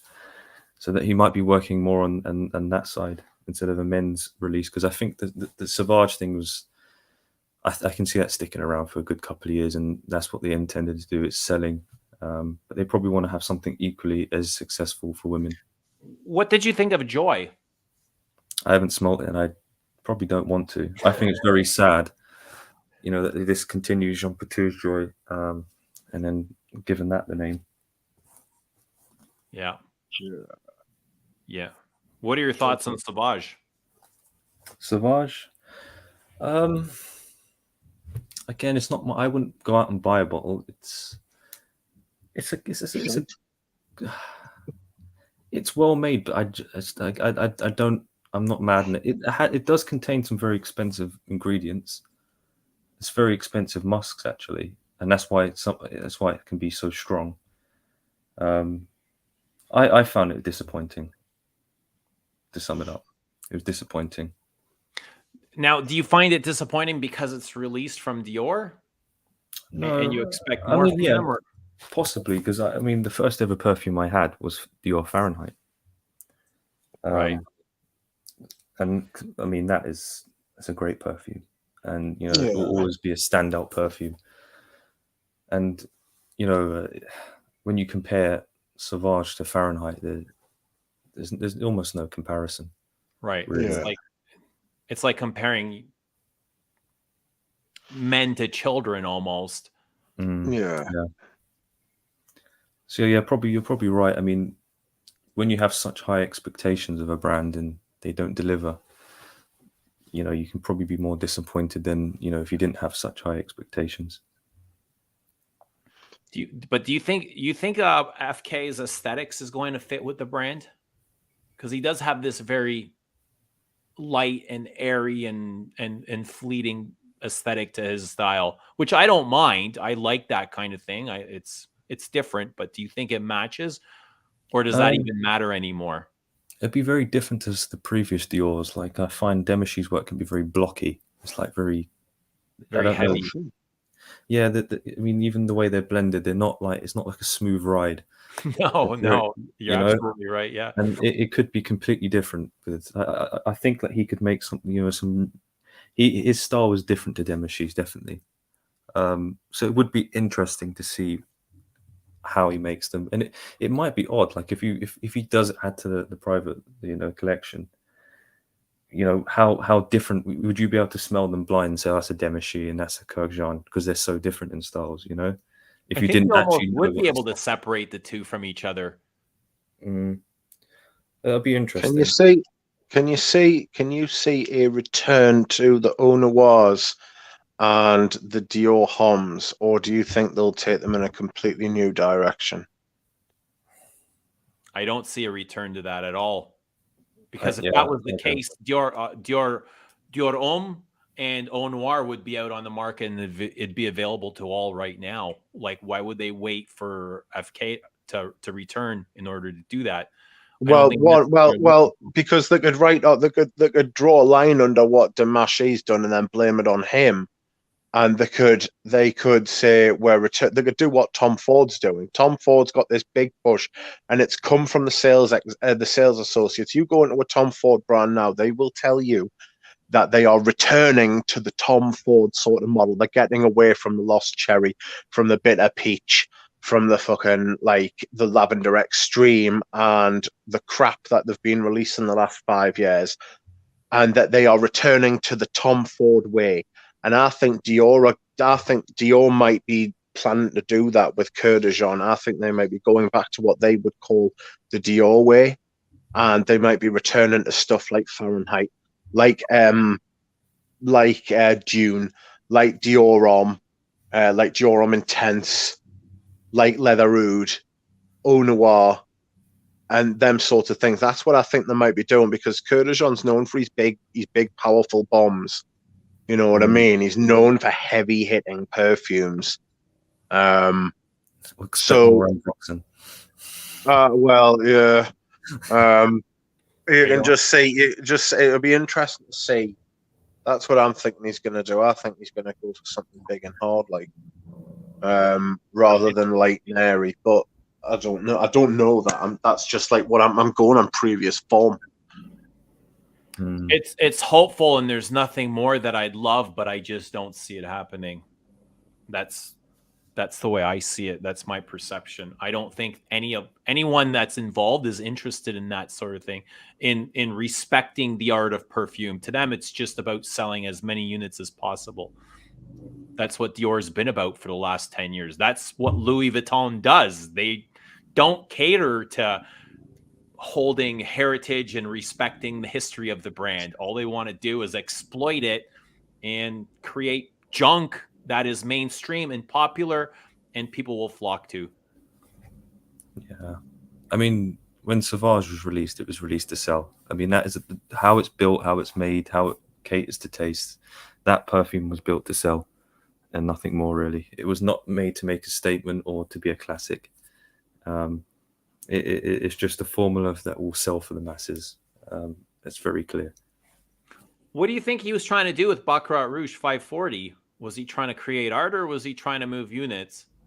Because I can see a little bit of both in that. I'm not sure. I'm not a fan of Baccarat Rouge. I don't know. I really don't know. I don't know what's in his head, to be honest. I think for his own, I mean, when you're working for your own brand, you do tend to try and make things that you want to be proud of because your name's on it. But I do feel like his brand was more to sell than being artistic. Almost in like a more affordable Roger way. Yeah. Interesting, yeah. So it's like some of the stuff he's done, because he's been quite experimental. Plus, the whole thing about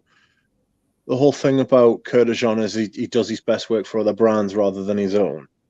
But if you look at some of the stuff he's done for his own brand, he released that Gentle Fluidity recently, and I think that was something that was going for something that was very on trend. That was him trying to target trends, like something very modern, something very in the now, in the news. And I think there's a chance that he might try and do that at Dior. I'm hoping that he doesn't, and that he goes back to the whole Eau Noir sort of vibe. But I'm torn on how he's going to do it, Dior. I think he might do well. Yeah, I haven't got a clue. I think it depends. He has the ability as a perfumer, obviously. He knows his stuff. It just depends on what his bosses want, and you know how good he is in the next couple of years. I hope that Dior do have something good coming out. I really do. I think he sold his soul to the devil, and it's just going to get worse. It's going to get more commercial. It's going to get more mass appealing. Well, did I tell you about that? Did I tell you about what those people at that Dior gig I went to said? They said that Demachi had complete freedom with the Privé line, but that he had to work to a brief for like the signature stuff. It doesn't seem like he had freedom smelling those. I mean, if he did have freedom smelling those, it's no wonder they got rid of him. Right. You know, because I mean, they were shit. I mean, the last year or two of the Dior Privés have been fucking crap. Oh, it's been a lot longer than that. I can't remember the last good one.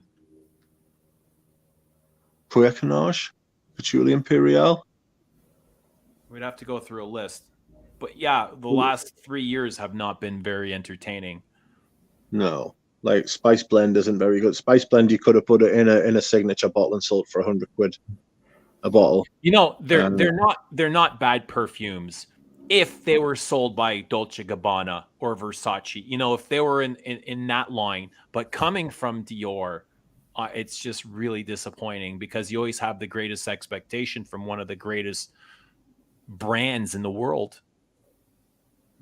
I mean, some people really love the Dior line. I mean, I find that you could divide it. You more into like Chanel style or Dior style because they're very different.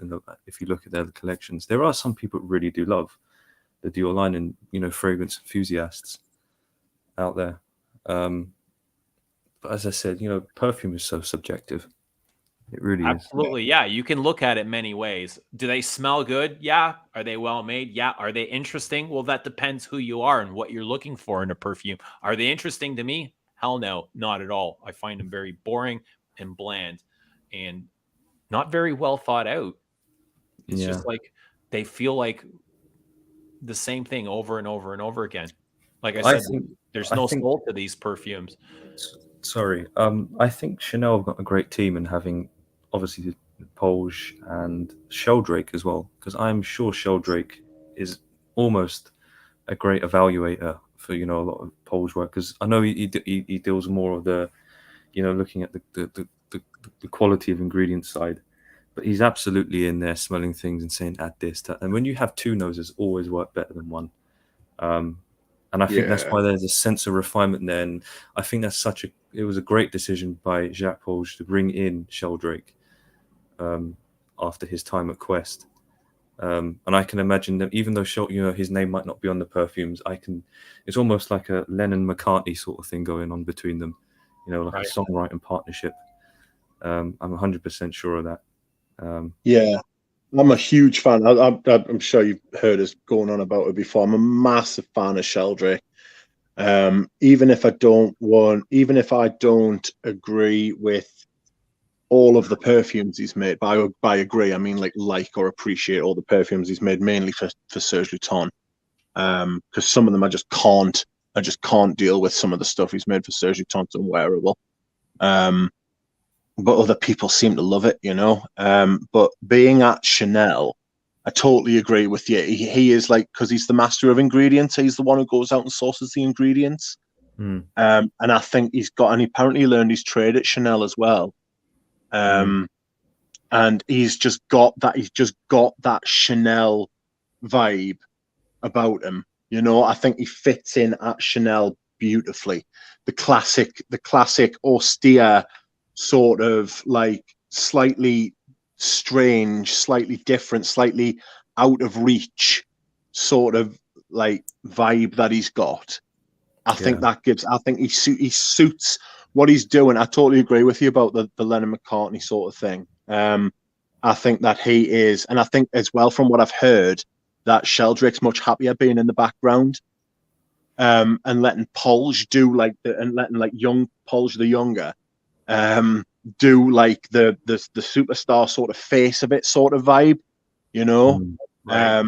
While Sheldrake, exactly, all that sort of thing, be like the face of Chanel perfumes, I think like you say, Jacques Paul's bringing him back in. Because I've read an interview about how it happened. Sheldrake did an interview with somebody in 2013, I want to say, about how he got his job back at Chanel. Apparently he rang up Jacques Paul's like for a chat, and Jack said, "Oh, look, there's no jobs going," and he was like, "Oh, I was just ringing up to chat to you." But he was like, "If a job does come up, like bear us in mind." And apparently Paul's had a think for a while, and then rang him back up and said, "Yeah, I'm looking for a master of ingredients, somebody to go out and do the ingredients for us." And he was like, "Yeah, I'll come back, no problem." And I'm just absolutely delighted that Sheldrake's going to be around at such a big house in such a big way, you know. Yeah. And he's going to be involved because he is my favourite perfumer. Some of the stuff he's done, and I really appreciate the stuff he's done, even if I don't like it. Do you think we'll see Polge pop up anywhere soon? Jack, like maybe with a niche brand, or Frederick Mull, for instance. You know, like Elena, how he's which Elena, Polge? Which Polge? The older senior. Oh, I don't think he's got anything left to prove. Oh, he hasn't got anything left to prove. I agree, but at the same time, I can't see him prove. But just like athletes coming out of retirement, it's for the love of the game, love of the sport, love of the craft. Maybe just giving him something to do, giving him meaning. He definitely doesn't have anything to prove. No, but I mean, that's not to say he won't come out. I can't see it. I think once you've been to Chanel, I think the only way is down. And I think once you've been 40 years, once you've been 30 to 40 years at Chanel, once you've seriously, if you think about it, right? Why is he then going to go? It would be like Lewis Hamilton going to another racing team and challenge, and loads of the racing drivers challenge for 10th every year. You know what I mean? That would be like what Polge would be doing. He would be like, I've been head perfumer at Chanel for 35 years. What the hell am I doing at Jean-Paul Gaultier? What am I doing making my own? He might make his own line, maybe, but I can't see it because it'll never top what he's done at Chanel. Right. Well, I mean, he's got his name attached. Why would Jean-Claude Elena take the risk? Why take the risk with your reputation? Why would Jean-Claude Elena retire from Hermes and then go and create for, I don't know, he's probably released at least 5 perfumes since his retirement outside of Hermes. Yeah, but he was only at Hermes for 10 years. And he had a massive body of work before he went to Hermes. Okay. No, Hermes is not Chanel. Hermes is not Chanel. Hermes is not Chanel. Chanel's a household name, and with all due respect to Hermes, they aren't. Hermes is still a respectable brand in the name. Hermes is a hugely respectable brand, but Chanel, they are not. Once you've been to Chanel, if you say, I worked for Chanel for 35 years and made X, Y, and Z, I made Antaeus. I made, did he make Coco? He did make Coco. He did Coco. He did Egoist. Yes, Egoist, and there was the Bleu de Chanel, right? He made all of these things. Why would he then go on to maybe spoil his reputation? It would be he could leave on a high. I just think that's the Chanel way. You know what I mean? I just think that's the thing. People, that's adds to the mystique of Chanel. You don't then go and work for someone else. It wouldn't surprise me if Jacques Paul still had he was like a perfumer without a brief at Chanel. He could just come in and say, "Oh, that smells nice," or he could come in one day and say, "Oh, I'm not really keen on that." He might still be involved in some ways, or maybe he's just enjoying his retirement. Can you imagine smelling all this stuff that he's never released? In Polge's shelf and having access to everything. Bloody interesting. I'll tell you who I would like to see release their own line for the sake of it. We were talking about it earlier. Pierre Bourdon. That would be brilliant. Imagine Pierre Bourdon released loads of perfumes that he's never he's just he's been sitting on or he couldn't sell to a brand. Imagine that. Imagine how good that would be. Mm. Like all the stuff that, because apparently he tried to sell Green Irish Tweed and Cool Water for like 5 years before they actually got taken up.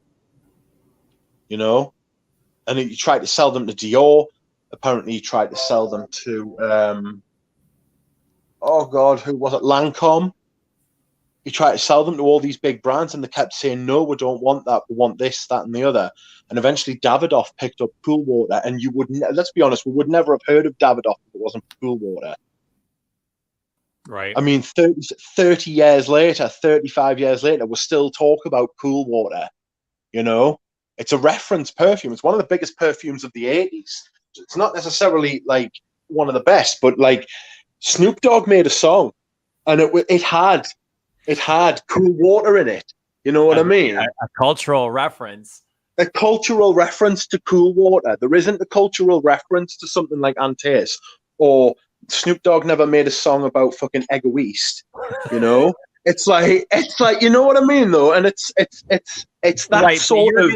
You're gonna get a song about Aqua de Jo before you do about Egoist. That doesn't necessarily make it better. It's just more popular. I couldn't agree with you more. But the fact is, I cannot see Jacques Paul's releasing a Jacques Paul's line. I just think, I think to work for Chanel, if you want to work for Chanel and you end up working for Chanel for that long, you want to be synonymous with Chanel. You're a Chanel man, you know.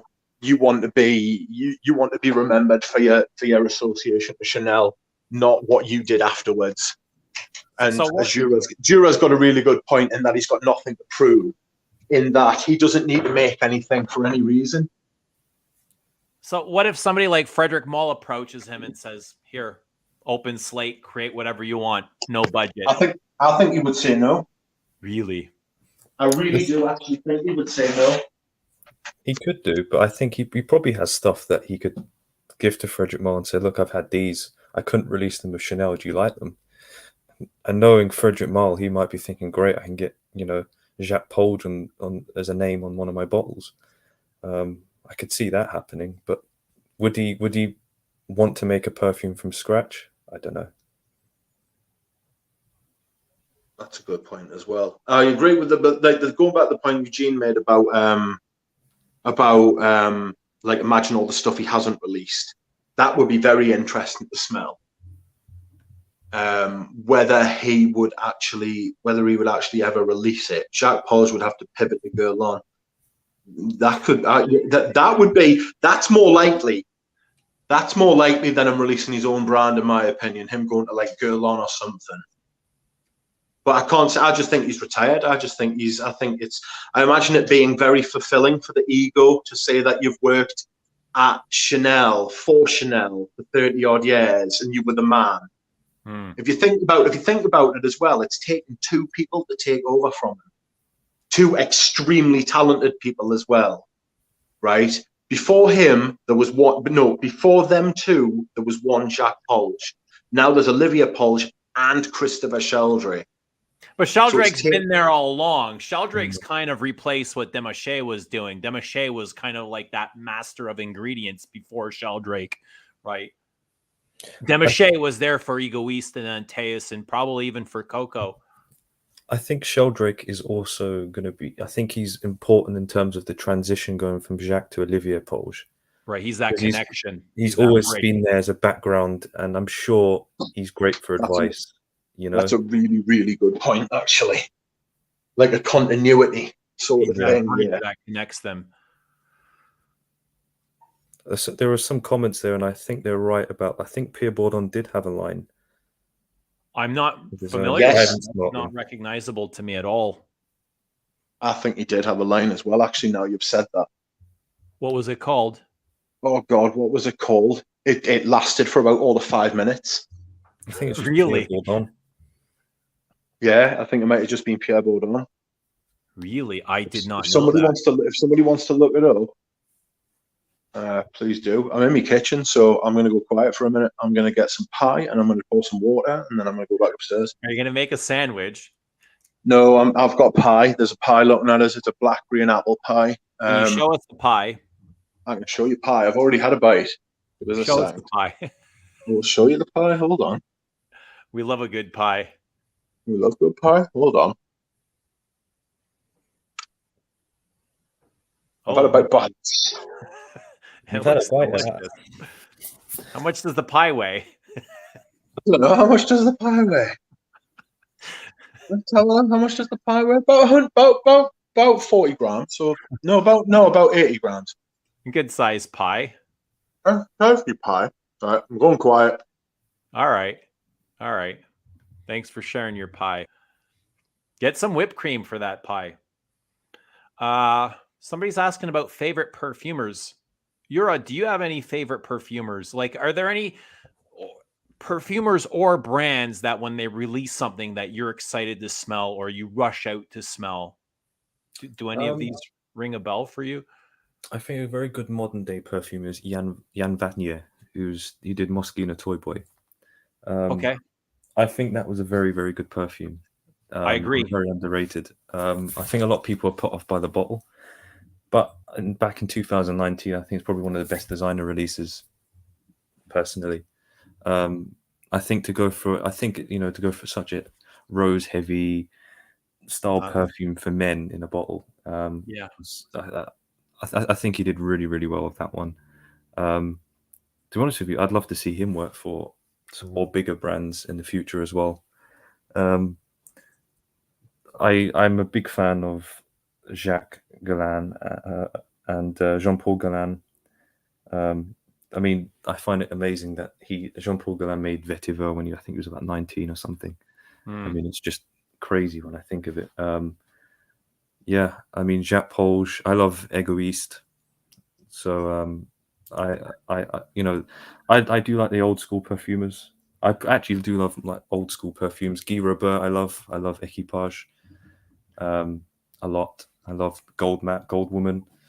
I thought he did some great perfumes. Edmond Rudnitska, I think a lot of people cite him as one of the best perfumers ever, but to think that he only made less than 20 perfumes in his lifetime that were actually commercial, I think it just shows you how things were different then, where that you had more time to work in a perfume, to really perfect it. And I just wish we can go back to those ways. But there was some rumors back a few years ago that Jean-Paul Guerlain's grandson, Paul Guerlain, was going to be the successor to Thierry Wasser. And that was really, it was whispered about like in the Guerlain community. But, since then, a lot of those rumors have died down. Have you heard anything? Are you familiar about anything with that? Yeah, he's actually a very similar age gap to me. He works for IFF now, I think. Okay, so there's still some hope that he may continue in the traditional. Yeah, I mean, it'd be lovely to see a Galland at the helm again. It would be, but with his again, Vassar's got quite a difficult job trying to please his bosses. You could bring in someone with a name, but will he have the freedom as Jean-Paul did? I mean, I know it was a family-run business then, and I think Habit Rouge was not very popular with the family members to be released. No, it was considered too feminine at the time, wasn't it? Yeah. So I don't know if he could do something like that and get away with it now, if he came in. Right, he'd have to comply with whoever is at the top. Yeah. But what kind of a story would that bring? Like a successor to the family name is at the helm at the head position of the brand. I think Patricia De Nicolai really wanted the job, but I think they didn't want a woman as the head perfumer. I was talking to a perfumer recently who met her, and she said that the reason why she didn't go, I think it was actually from Jean-Paul's mouth, that he said that women of our social status shouldn't be like lead perfumers of companies. So Jean-Paul was the one actually said that, and she had trained, she'd worked hard, she actually really wanted to take over the family business. And back in those days, I mean, in the 80s, I mean, it's extremely sexist, and it was a shame because well, he made that comment, didn't he, that got him disassociated from the brand. He made that racist comment. So he strikes me as that type of old style bloke, like who sexist, racist, misogynist sort of bloke, like an old fashioned bloke when it was par for the course. And it is a shame. I agree that it would be great to have a Guerlain back at Guerlain. But I don't really care for the stuff that she's done at her own brand, Nikolai. I've got to be honest. But whether she would do better at Guerlain under those sort of constraints, whether she had that brief and all the access to the resources that Guerlain have got, with all the help that she would have had around her, and etc., whether she would have been better than what she is at Nikolai. But she hasn't done anything at Nikolai that's inspired me. Got to be honest. I bought a bottle of Queer Cuba, and it was shite. I wasn't impressed. I thought Baikal leather was quite nice. Baikal leather was quite nice, but I wouldn't buy a bottle of it. So whether she would have been a good fit, like a good perfumer, whether she was good enough or not, because you've got to be good enough, you know. But for her to be completely discounted because she's a woman is a bit piggish and disgusting, especially if it came from her own dad or granddad or whatever relation he is to her. Yeah, it's that saying, never meet your heroes sometimes, you know. I mean, yes. you have to respect his work, but, you know, how they are as people and what they give to you as work can be sometimes completely different, you know. I find his work amazing. Well, that's really interesting, because he was the one that brought Sylvain Delacourt to the helm, who had nothing to do with perfume. She was in their makeup sector, and he had noticed her from the distance, probably being a chauvinistic peg, right? Because she is a very attractive woman, and he brought her in, and he taught her everything she knows now. And it was him that was responsible really for bringing her up to be like a successor to, you know, she was a creative director at Guerlain for an extended period of time before Thierry Wasser came. It was her and Thierry Wasser sharing that responsibility for many years. And Mathilde Laurent, I think, worked with him for a bit. I think that's where she got her internship with. She did one of the Aqua Ligurias from. Yeah, I don't know what else she had done after that. It was. I heard that. Yeah, I think she went to Sipka, and she just approached him at one of those, you know, wine and hors d'oeuvre sort of meetings with all the perfumers coming around, probably a career day or something. And he said, yeah, you can come and work with me. So she worked with him, but I think they fell out in the end.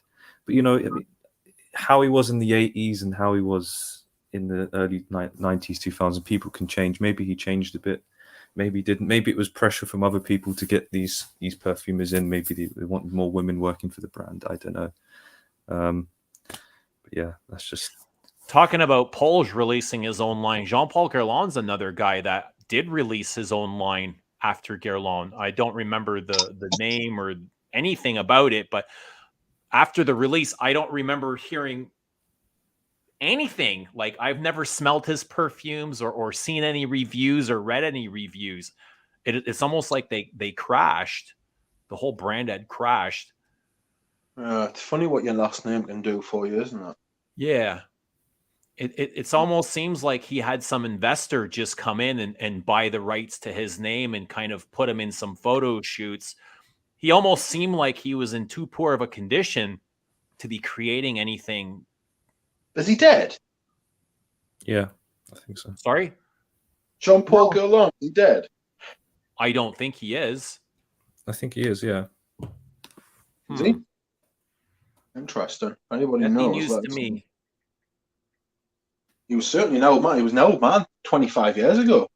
You know what I mean? He was an old man when he released Coriolan, wasn't he? He was in his 40s. He was in his 60s or something. He'd be really old now if he's still alive. He's not dead. I don't know why I thought he was dead. He's 84 years old. Yeah. He's not. He's still alive. He's still. Where is he? I almost want to sort of. I thought he was dead. I don't know why, but I almost thinking like, what does he feel like? How Guerlain is at the moment? Yes, that's a really good question. Well, I really love his attitude towards perfume, and he loves like respecting the creativity and the artistry. And he's the one that said marketing isn't for perfume. Marketing is for dish soap and detergent and anything but fragrance. Fragrance should be inspirational. And I wish a lot of brand owners and creative directors today had that same mentality. We'd be in a lot better. Well, I mean, you look at it, and like a lot of brand owners and creative directors now think YouTube is for marketing. You know what I mean? Think that like fragrances are all marketing now, and that they're not fragrance, and they just go on YouTube and tell people to buy them and get their favorite reviewers and in quotation marks to tell them to buy it, and they're never very good because they didn't pay for them. You know? Right. Yeah. That's the thing. You say it's if somebody is willing to pay for something, it must be good. Why should I pay for something that they got for free? It's the marketing aspect of it. I totally agree with him. It's like Jura was saying before, don't meet your heroes. Like, as a person, he's a horrible man, but he's spot on with some of the shit he comes out with. For me, perfume doesn't need to be marketed, but we're purists. I'm not saying I'm on the level of John Paul Guerlain as far as perfume's concerned, but I like to think in that direction. You know what I mean? Like, I like to think that like I am like an enthusiast rather than an influencer or influenced. You know, I'm not on the receiving end of influence. I like to explore, and I like to find out, and I know what to expect from certain brands, such as Guerlain. But his philosophy on fragrance is absolutely spot on. It doesn't need marketing, but if you look at sales, I suppose it does. He's like he's a third or fourth generation. He's what Creed wishes they were. Yes. Yeah, it's almost like they built their archetype. Yeah, it's almost as if they stole their story as well. They didn't just steal other people's perfumes. They stole their story from someone as well. You know, that's absolutely. That's a lot of theft. You know. Yeah, right. It's like they've borrowed Guerlain's story. Absolutely. They built for noble queens and kings and all sorts of royalty. Yes. Hollywood starlets. And it turns out that Guerlain actually did. Lies. All lies. Like the stream.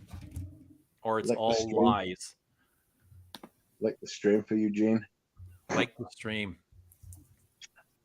I don't know. What have you been buying anything recently, Jura? My most recent buy was Les Ans de ma Double Fouge Emerald. In fact, okay. Yeah, I really do like that one. I love tuberose. So yuck. We got a lover and a hater of tuberose. Tuberose seriously gives me like frightening things. Are you a fan of fracas? Yeah, I do love that, and Carnal Flower as well. Audrey Jane's just got fracas. I really struggle with fracas, especially modern. I don't know if it's the ingredients that they use, but it just gives me a migraine. Where it's given me a migraine so bad, I don't ever want to go back to it, and I'm okay with that because there's a lot of really good tuberose I find. Have you tried Cedra, Jura? Have you ever tried Cedra by Serge Luton? No, I haven't actually. It's a huge tuberose. It's massive. I ended up buying a bottle of that. You can have mine for like 40 quid if you want it. It's fucking frightening. It's absolutely awful. It's like I haven't touched it. I bought it, right? And then I found a sample on my desk. I've got another desk away from like my bureau. And I found a sample of it, and I was like, "Oh, I was looking for you." And I sprayed it after I'd bought Cedra, and it was literally on its way. And I sprayed it on my hand, and I smelled it, and I was like, "Oh my God, what have I done?" And it was just this massive, barbaric tuberose, no cedar in sight whatsoever. I thought a Serge Luton cedar fragrance. I thought that's a great. I should have known better. I should have known better. I knew Serge would do that to us. It was a frightening time in my life. I won't lie to you. I was pulling a Le Labo with that, aren't they? Sorry, they're pulling a Le Labo. Like if there's no cedar, that's a Le Labo trick. I should have known. Yeah, I should have known. It was a terrifying thing when I smelled it. I was like, oh well, that's just going straight into the cupboard. That like I'm not touching that ever. Probably, yeah. He's I made know loads of stuff I Tubros. can't tolerate. I still respect him massively. But he's made so much. He's made so much great stuff. Like I've got 15 Serge Lutens, and I love them. And I've got loads. I've got more than 15 because I've got some of them Graziel bottles as well. And they're not his work. You can tell somebody else. You can tell that he doesn't work for Serge anymore. Because whoever's reformulated them hasn't reformulated them in the Serge sort of way. It would be like if they outsourced Chanel to IFF, or like they got some young perfumer to come along and say, here's the formula. You can't use this, and this. Make it smell roughly similar. That's basically how reformulation goes, I think. That could be something you could do if you wanted, Jury. You could ask some of your perfume friends how reformulations work in the big houses. Oh, it's a can of worms. Yeah, I was gonna say it must be like a big exercise that goes down. Maybe Olivier Creed's been reformulating those Serge. He's been reformulating the truth. That's what he's been doing. He's been twisting the truth. That's right. He's been reformulating the truth. He's been taking out vital components.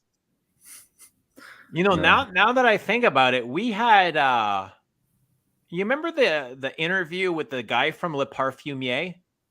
He had a falling out with Olivier Creed, didn't he? I can't exactly recall the story. I'd have to go back into the video. But yeah, he hated Olivier Creed as well. Said he was sly as fuck. Yeah, that's why he created his own perfumes. Created his own pure perfumes to rip off Creed and called them Greed.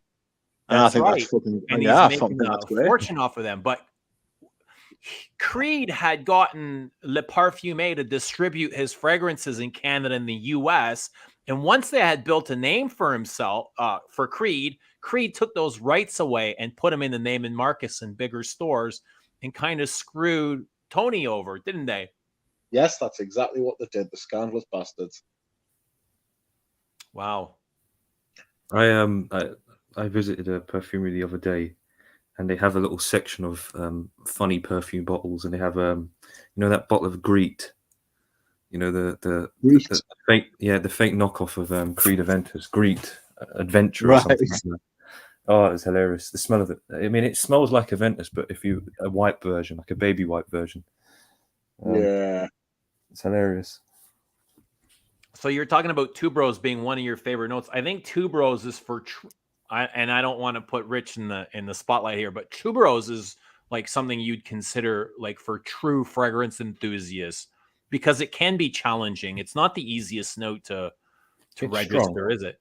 I'm smelling some Tubros Absolute now, and it's definitely. I mean, if you smell like something like Jasmine Sambac, it's one of those flowers that I think no one could hate. I mean, some people don't like jasmine. It's a white floral thing. Yeah, it's quite beautiful. But Tubros has it definitely has a personality to it, if that makes sense. That can put some people off. Like it is strong. It's slightly coconutty. It's slightly animalic. It's almost got a. I don't know if you know what TCP is. Yes, it's like it's slight nuances of that, and it can make it quite medicinal in some aspects. But I love it. I just love the personality of it, to be honest with you, and it's very big. It's a very big bold flower. Eugene, TCP smells like iodine and bleach. Ew. That's sort of what TCP smells like. It's like this fucking. It's like it's an antiseptic in this country. It's absolutely amazing. It will cure everything, but it is like it's one of those things that you put on like an open wound to stop it from getting infected, and it will literally, the smell will stick around for fucking weeks. I'm not a big fan of bleach. Osmanthus is another one that people struggle with. Okay, let's. Are there any favorite Tubros perfumes? Since you're a lover, and in the chat, let us know what your favorite Tubros are. Yeah, so I mean, Fracas, Carnal Flowers is best Tubros recently, and I really do love Fougere Emerald. I mean, I know there's a lot of lavender in there, but I personally got a lot of Tubros or Tubros-like materials in it as well. Yeah. I mean, I don't have a massive collection. I only buy things I really, really, really feel has a place and I really love. One, because I can't afford to keep buying bottles because I'm putting more money into materials. But yeah, I mean, if something really speaks out to me, I'll buy it. Usually it's after a year of sampling things and bouncing between, oh, do I really, really love it? Do I not? And I usually buy it. I really like Gucci's Alchemist Garden, the Champ for the Nymph. It's a really big, bold white floral with tuberose and frangipani and probably some kind of lily ylang. It's very rubbery and leathery, and it smells kind of tropical too, a little bit fruity. It's a really nice tuberose, quite balmy. But do you ever you're like, have you put any thought into like, do you have any goals or dreams to take your passion like further? Like, where do you want to go with this? What do you Yeah, I mean, envision for yourself? yeah, I mean, I wouldn't be in this if I didn't want to be. You know, I love immersing myself in perfumery. I don't want to, you know, say I'm going to be the next Creed or Roger. I'm only joking. No, I'd love to be able to sell my perfumes in the future, but it would be more. I'd love to make things that mean a lot to me, that I'm happy with. That, you know, I'd rather have someone that really loves it, and a lot of people hate them, but you know, I'd rather have a strong reaction. But I don't think. How far away are you? Do you think you are from being able to release something commercially without being commercial? I'd say far. I mean, it takes a lot of time to. I mean, there's a lot of hurdles, and I'd really want to have something I'm really happy to put out before I can do that. Right. Yeah, I wouldn't expect anything next year, but if I'm still around in the fragrance community and still alive and kicking, you never know, in the next good couple of years. That'd be great. You know, I've seen other perfumers collaborate with YouTube channels or fragrance groups, Facebook groups. I mean, if you're still around and you've come up with something creative, I wouldn't mind having you create something for us here in this chat for this channel, if that's something of interest to you, just to get your name out. That'd be amazing. Yeah, in the public. I mean, I definitely love your philosophy on perfume. I love all the things that you kind of discuss and stand for. So I don't expect that you'd make something commercial or mass appealing. So, I mean, if you ever think there's something of interest to the people in this chat, we can definitely talk about that and take it further. Yeah, maybe I might work some tuberose, because there's a lot of tuberose lovers in the chat. Yeah, think about it. No, I mean, thank you for saying. I mean, I really do love your channel. I mean, that's why I tune in quite regularly. Yeah, I just don't like, you know, there's so much. Well, I'm going to swear here, but bullshit out there, and it's just nice to see some, you know, some real fragrance enthusiasts and people really do show. I think it's like attracts like, when, you know, when you're passionate about something, you see that in other people, and that sort of attracts you to other people in that sense. Yeah. And I'm not going down the vintage rabbit hole yet, though, Rich. Well, not yet. It's a long way down. I can tell you, I still haven't hit the bottom yet. I'm getting there. I can't imagine there's much further to travel. I mean, I've got some of the classics. I've got a list of stuff that if it turned up, I would buy it. I would love a vintage bottle of Derby, but the prices are silly. I don't know if you've ever looked on eBay in the UK. But there's a bloke who's got a 200ml splash of Derby in the Eagle bottle, and he wants 800 quid, and it's just not happening. Really? It's just not happening. There are people asking like 400 quid for 50ml of the Eagle, and it hasn't even got that little bit of paper on anymore. How much has the vintage price gone up since it was discontinued? Is it? The Derby, I'm talking about the vintage Derby. I'm talking about the one they released in the 80s, not the version I've got. The one, you know, the one I've got with the black casing around the outside the wood. New one. People are already selling that for upwards of 200 quid. It was 188 retail. That's already over 200 quid, 220 quid, I think, on eBay.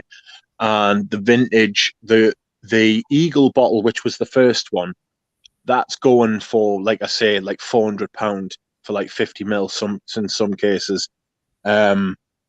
And then there's the next version, which was like the original, the Listerine bottles, which had the gold cap, and they are going for like £350 for 100ml.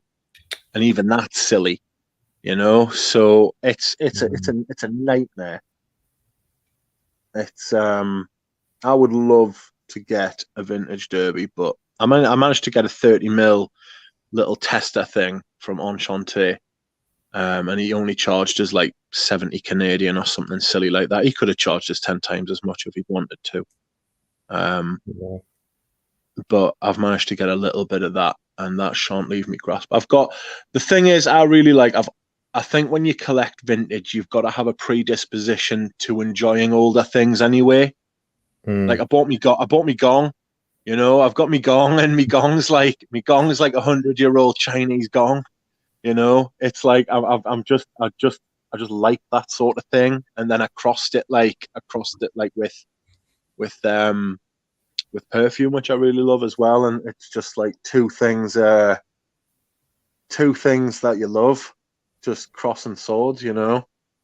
Thank you, Jimmy, for the inspiration. See, this is where another place you can get inspiration on YouTube comments. Absolutely. And, you know, I wish you all the best, all the success. And I have faith in you, Yura. I believe in you. Thank you. Rich, hit us with that gong, will ya? Oh, Christ on the bike. I've got to go and put it back together first. Hold on. What do? You take it apart every time you got to use it? It's got a frame, right? Do you slide it underneath your bed when it's not used? Sorry? Do you slide it under your bed when you're not using it? No, it's in the other room. It's in the storage room. I've got to just make sure it doesn't fall over as well first. So hold on. We'll just put the gong up on there. Right. You've got to bear in mind it's 10:15 at night. It's like 9:45 at night. Give it a good smash.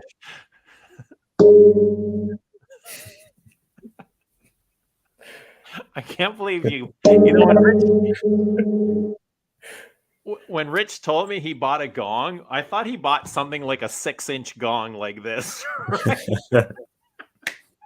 And then when he told me how actual big it was, I was like, what the hell's gotten into you, man? Absolutely love a gong. You will come to find this as you know us longer and longer. I buy some great stuff. Do you plan on going out to buy a gong, or is this something that you literally walk into and say, I can't leave without this? How does that work? I told you, man. I went looking out for a new bureau. I need a new bureau. Excuse me. I need a new bureau to keep all my fragrances in. My fragrances are overpowering. I haven't got any room left, and I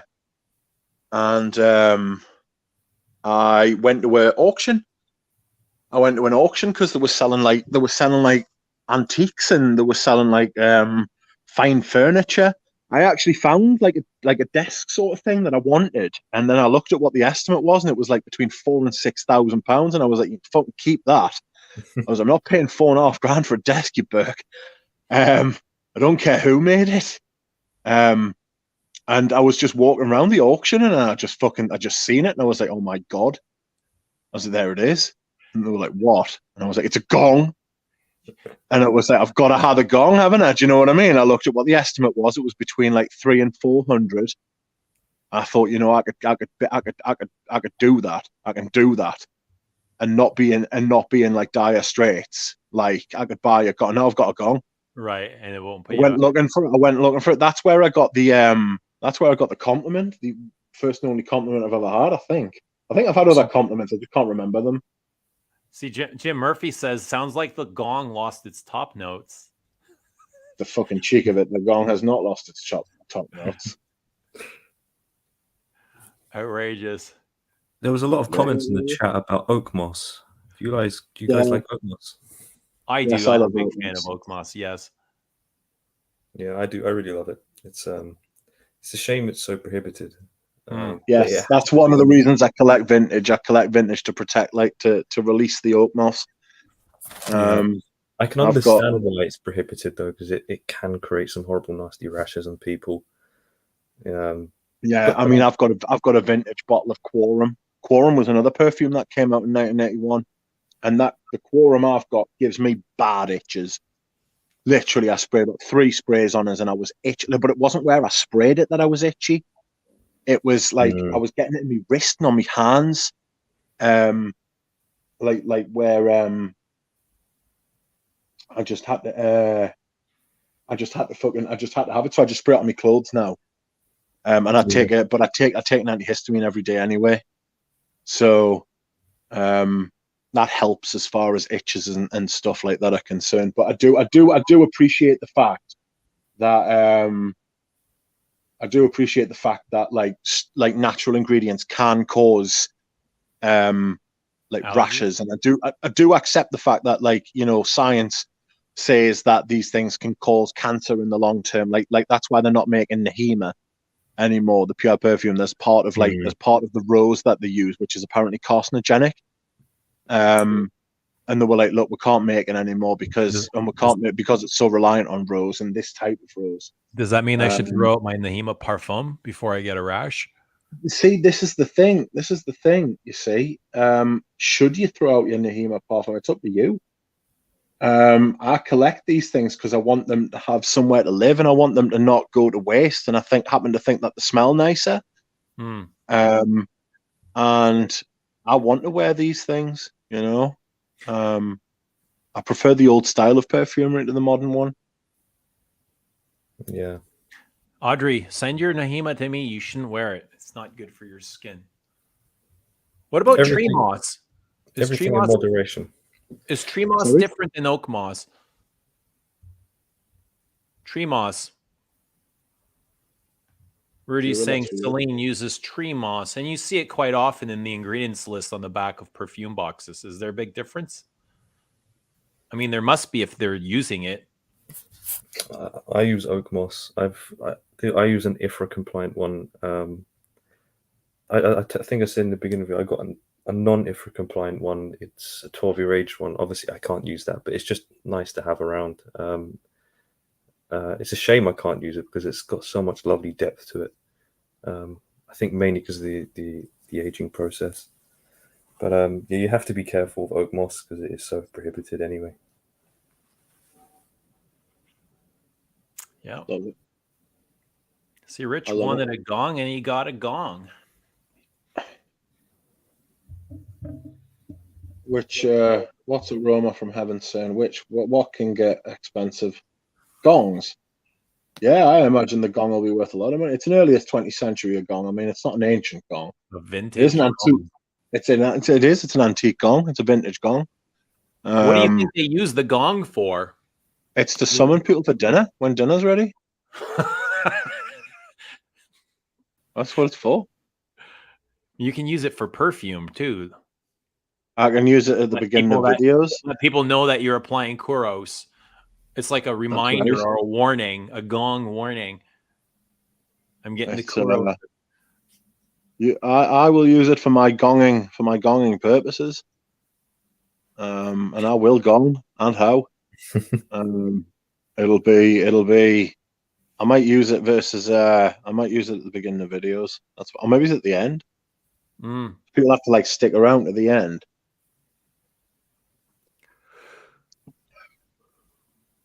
Audrey Jones says she's got hives. Ew. Are there any fragrances that have given you guys rashes? Quorum. Well, the thing smells like the outdoors, right? It smells like rolling around in the forest. I haven't really had a rash. Ooh. I know my father's actually extremely. He can be very sensitive to certain ingredients. I think more citrusy materials.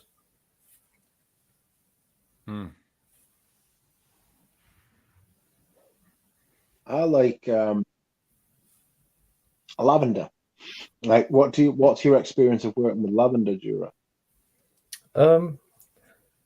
Lavender's. I mean, I love lavender, but I don't usually. It's not one of something I reach for too much, unless you're trying to go for more a fougere type of thing. There's a nice form of a type of lavender called lavandin, which I like. It's kind of more softer to me. It's a bit more tamed. It's less hairy chested and rough. Less texture. Yeah. Personally, I love working with rose type materials. That's more. Is that why you had Jura rose? Oh yes, yes, yes. Yeah. It's in the No, I name. get it. I get it. I get it. It's Are you Jura after the island? Yeah, I was named after that. That's an old YouTube name I picked ages ago. Yeah. But yeah, it's after the island. Probably the whiskey as well. Yeah, I was just about. That's where I was going now. That's exactly where I was going. I was going towards the whiskey. That's right. Yeah. It's There's I also don't know, place. What was it? Something there was a myth, wasn't it? When the last red deer leaves the island of Jura, it's when the last, or is it the last person leaves the island of Jura? There's a myth about Jura. I've never heard of it. Yeah, there is. There's a myth about Jura about the red deer, and then there's there's a family that lives there. I think it's either the last red deer leaves Jura or the last member of this family leaves Jura that the other one will leave as well. So if the deer leaves, the people will leave. If the people leave, the deer will leave. It's meant to be, but they are famous for their whiskey as well and their red deer. Yeah. There's also a mountain range, isn't there? The Jura Mountains. That's where the whole, I think that's where they discovered the, Jurassic, the period Jurassic. It's named after yeah, but it's not that Jura. No, the Jurassic. Yeah. Or maybe if I get into vintage, I can be called Jurassic. That's right. Ooh, I've won a candle that I forgot I purchased on. I forgot a bid on. I've won a diptyque candle, a leather one. A leather one or a leather one? A leather one. They should make a nice leather perfume. It would be really nice if they made like a real traditional, actual leather perfume, wouldn't it? Floral leather with a little bit of skank in it. Stop that. It would be nicer with a little bit of skank. A bit like Knees 10, but you haven't smelled Knees 10, have you? No, you should send me some. I should send you some. I might send you some. I'll get some from Lucky Send. Send us your address and I'll send you a sample from Lucky Send. I can do that too. I know, but you won't. It would be That's more the problem. It's like I've been hassling you to do that. I've been hassling you to do that for ages, and you'd be like, yeah, I'll do that. I'll tell you what else we need to do as well. We could do it for Christmas. We could do our top 10 leathers. Yeah, we should. We've been talking about that for years. Yes, that's right. You know what else we can do is get some respectable people from the chat to join us and do their top 10 leathers as well with us. Yes, they would have to be respectable though. We can't be letting the likes of Audrey Jane on here. No names shall be mentioned. I'll have to be respectful. We'd have Jura. Have you ever thought about? Do you like leathers? I do like leather. Well, I love birch tar. I love, even as a material. Yeah. I love birch tar as well. Have you smelled Kneza 10? No, I haven't. That's got a big castoreum. It's a funky castoreum. Oh, castoreum! Castoreum is actually I actually really like it. The actual real stuff. When people smell it, I mean, you do know it's animalic, but there's just a beautiful. There's a nice warmth to it. It's probably one of my favorite animalic notes. I really enjoy. I actually smelled it recently. It's really, really nice. I'm not sure if Jonathan is pulling our chain here, but he says Diptyque has just brought out a limited edition leather. I don't know if there's anything more that I love than limited edition, exclusive, and leather. So I think he knows like my weakness. He's just pushing all your buttons. Right. Yeah. But if that's true, I'm about to get off this stream and drive on over to the department store right now. Yeah. What's it called, Jonathan? I've not heard of this. We should try and get Denby on. And I'd like to consider myself a big fan of Diptyque, even though I'm not crazy about the last several releases. I don't even have 10 leather perfumes. I've got at least 10. Well, you know what? You have to define leather. Before you make a list like this, you're like, all right, what compromises a leather? Does it have to have leather in the name? Is Shalimar, is that considered a leather perfume? Is Mitsuko considered, like, what defines leather here? because all these old Guerlains have a lot of leather in them, but there's no leather in the name, and they're not defined as leather in their genres. It doesn't have to be. It's got to have leather in the notes. I think that would be, or it could be like a leather dominant sort of thing. I mean, bloody hell, we're trying to define. We've done a whole stream trying to define different things before, and basically we ended up back where we started. Right, we can do a top 10 leather perfumes, and half the video is going to be explaining what defines leather, right? Yeah. I mean, you can find leathery notes and things even if there's no leather listed. Like sometimes ouds can smell slightly leathery, or real vanilla-y perfumes can smell slightly leathery, and you can pick up a leathery nuance from those. It doesn't have to be, your like classical materials to make leather notes that you can smell leather, But the nose doesn't lie. If you smell leather, you're smelling leather, even if it's listed or not, I think we can leave it to the discretion of whoever's presenting their favorite leathers, whether there's leather in the note or leather in the perfume. Like, I smell Queer Beluga and I don't find it very leathery. It's a slight suede. So we'll leave it to whoever's doing the list, and if they consider it a leather or not. I'm not really fussed. If you find leather in it, that's great. Tell us why and how you like it, and I'll be okay with that. What you could do is we could do like a thing on like a private stream where me, you, Galen, and Thomas all do our top 10 leathers, and then premiere it on your channel, right? Yeah, I'd be open to that. And then afterwards do a live stream and have everybody else come on and do theirs, or just come on and talk about it. Yeah. Yeah, I'm open to that too. I'm open to that. Nugget. You know what I find now that Led Zepp mentioned shoe polish? I find a lot of modern ouds today smell like shoe polish to me, and even some leathers, like that Falcon leather, Rich, that we were discussing that reminds me of shoe polish. I believe it's dire. It's dire. I'll tell you what it reminds me of. It's a really bad version of Queers by Kana. Kana Queers is a really good perfume. It's got oud in it. It's got leather in it. It's dark. It's smoky. It hasn't got actual oud in it, of course, but it's got like that dark leather brown shoe, almost polished, sort of like a not a shoe, but like a brown shoe sort of vibe, like a quality leather apparel garment. You know what I mean? Whereas Falcon leather to me smells like pleather. Like it smells like plastic leather. It smells like shoe polish. Yeah. It smells like the type of thing you polish your leather with. It's not good perfume.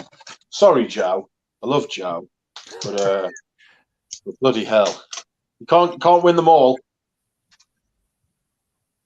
You know what I mean? Oh, I didn't know this. So, yeah, a couple of people are verifying that. Oh, I don't know how to pronounce that. How would you pronounce Rila by Diptyque is a leather fragrance. Rila, I thought it was an oud. I didn't know it was a Rila. That's I've tried to get that at the local boutique, and they were like, "No, sorry, it's not. It's an exclusive to London." And I was like, "Well, fucking London again, innit? You know what I mean? London's come to get us again." I think that reader was at Fabrice Pellegrin who did that one. I think it's a leathery one, actually. I've not smelled it. I've not seen it. I'm not familiar with anything. So you're saying it's an exclusive to London? I don't think so. Apparently, no, I'm not. Sometimes in England, it's an exclusive to London. Let's have a look.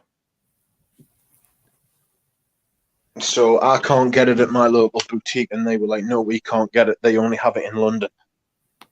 So whether that means it's an exclusive to London around the world, or whether that means it's an exclusive to London in Britain, but I don't know why they do that. I do know why they do that. It's because they're bastards. That's why they do it. But so Diptyque is classifying it as an amber woody. Saffron, raspberry, pink pepper. It sounds very cliche. Leather, iris, cedar, vanilla, and musk. Oh dear. It does sound cliche, doesn't it? Aha. And I don't trust Fragrantica reviews anymore. No. Like if you go on and read about Falcon leather, it's like being praised. Yeah. Frightening. His brand won an award at the Fifi Awards recently as well, didn't they? But so did Dolce Gabbana K won I know. won an award recently too. No, I'm not saying. I mean, there's a lot of favoritism, and because it's such a small place, and people scratch each other's backs at the fragrance community. Yeah. Sometimes winning an award of these big awards, is it a good thing or is it a bad omen? You know. That's a good point. It's what good are awards from such people? It does feel a little bit use the word incestuous. Fragrance community, it is a bit like a circle jerk. Yeah. It's a bit like, when I say the fragrance community, I mean like the people who make it. Everybody knows everybody, everybody's related, it's kind of weird. Yeah, I mean that's why I probably have so much respect for like Christopher Sheldrake as well, because in France it's very hard to break into the perfume world. There's a lot of nepotism involved, like a lot of industries, and he really pretty much was an outsider, being a guy from England when they're young. So you do have to respect that, and he wouldn't have got to where he got to if it wasn't for just sheer talent. And that's a very good point. I'll tell you who else as well that I've come to see who makes from England, who has made a lot of perfumes. Mark Buxton. I'm not Mark Buxton's biggest fan as far as the perfumes he's made, but on the point that you just made, I think it's worth making. Someone from England going to France and then trying to like make perfumes themselves, Yeah. And Nuge is here. Being very hostile to that. Rich, your godfather Anuj Patel is here. Thank God. And he does consider Shalimar a leather perfume. It is very leathery. That bottle I got off him the other day. Tried it in the things. To me, it smells a lot like the Leon. It's got a furry sort of vibe to it. Furry vibe. Shalimar. The thing of Lilion and anything you put a lot of vanillin in, slightly ambery, and you put a lot of bergamot on top, it's going to smell Shalimar-esque. And that's the thing with perfume. You think you can try and make something but you end up making something you think it smells similar, and people accuse you of making a clone or whatever. But it might not be intentional, if that makes sense, because there's only so many ingredients you can use, and sometimes certain accords will remind you of other perfumes made before.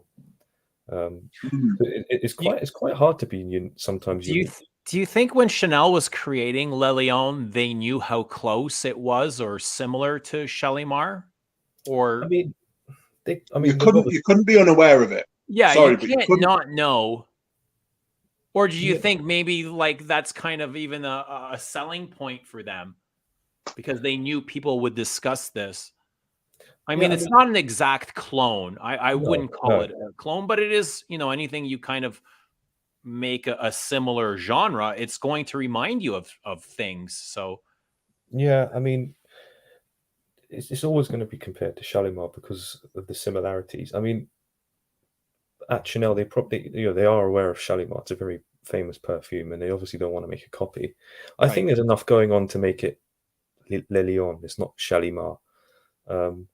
Some people say I wouldn't call it a copy. I wouldn't call it a copy. No. As much as when I first smelled Shalimar, I was like, "Ooh, that's Le Lion has just come straight up into my nose. What the hell's going on here?" I feel like there's something furry here. But I wouldn't call it a clone. I wouldn't call it. I agree. So to be fair to Chanel, I mean, they did make something that smells like the face of Guerlain, right? Shalimar. But not many people know that in what was it, in the 1920s or 30s, No, so it must have been even older than that, because number 5 was created in the 20s. Jacques Guerlain created something that was very similar to Chanel's number 5. Yes, that's right. Yes, I've heard this. The face of Chanel, because his wife was very taken with number 5, and it drove him mental that she wore it. So he made something that was very similar in Louis or Liu, one or the other.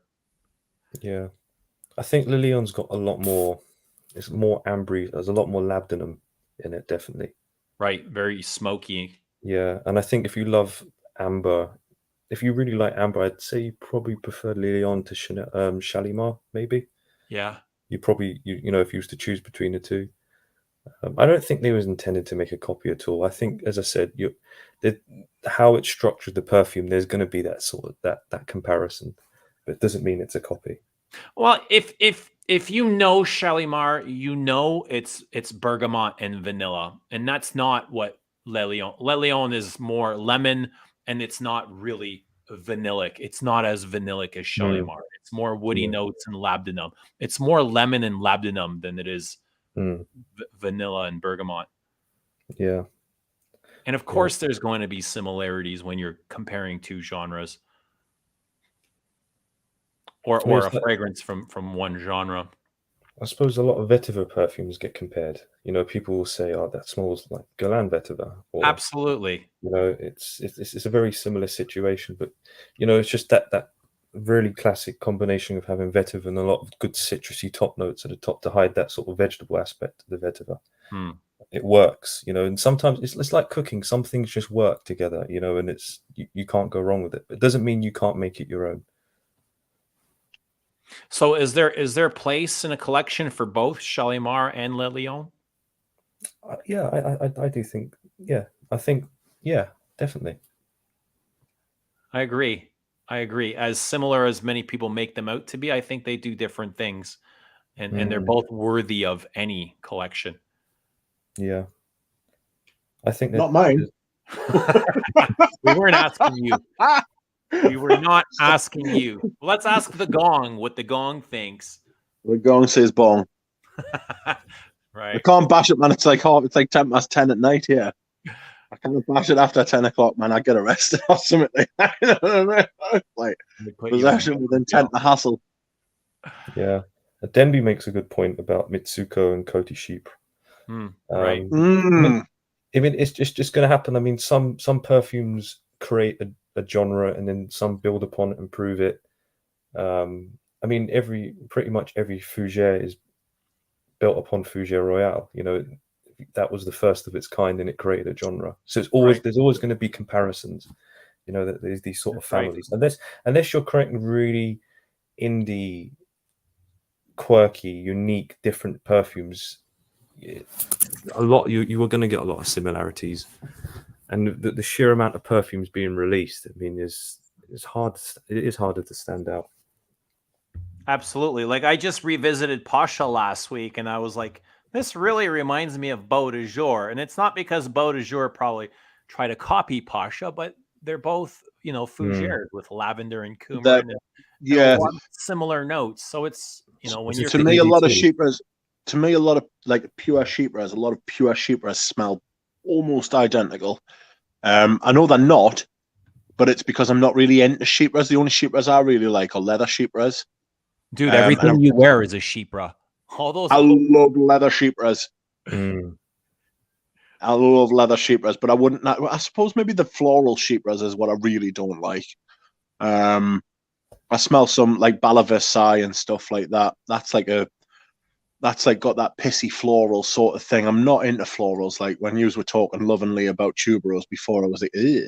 Tuberose. Like somebody said, tuberose and white florals remind them of death. That's what I get from white florals. I get the stench of death, because that's what like white flowers are used to cover up back in the day, you know, and like it's a tradition to put like white flowers around like at funerals and stuff. That's what white florals remind me. I don't think there are very many great perfumes without the use of florals. You need even floral materials. You do need them, even if they're not. Even if they're just supporting notes. Yeah. There's florals in most great iconic I'm coming round to the realization that you're right, and that I do like some florals, but I've got to admit, white florals turn my stomach, and I think it's an association from when I was a kid. And I understand that totally. I know what you mean. Yeah. But I really like a good rose.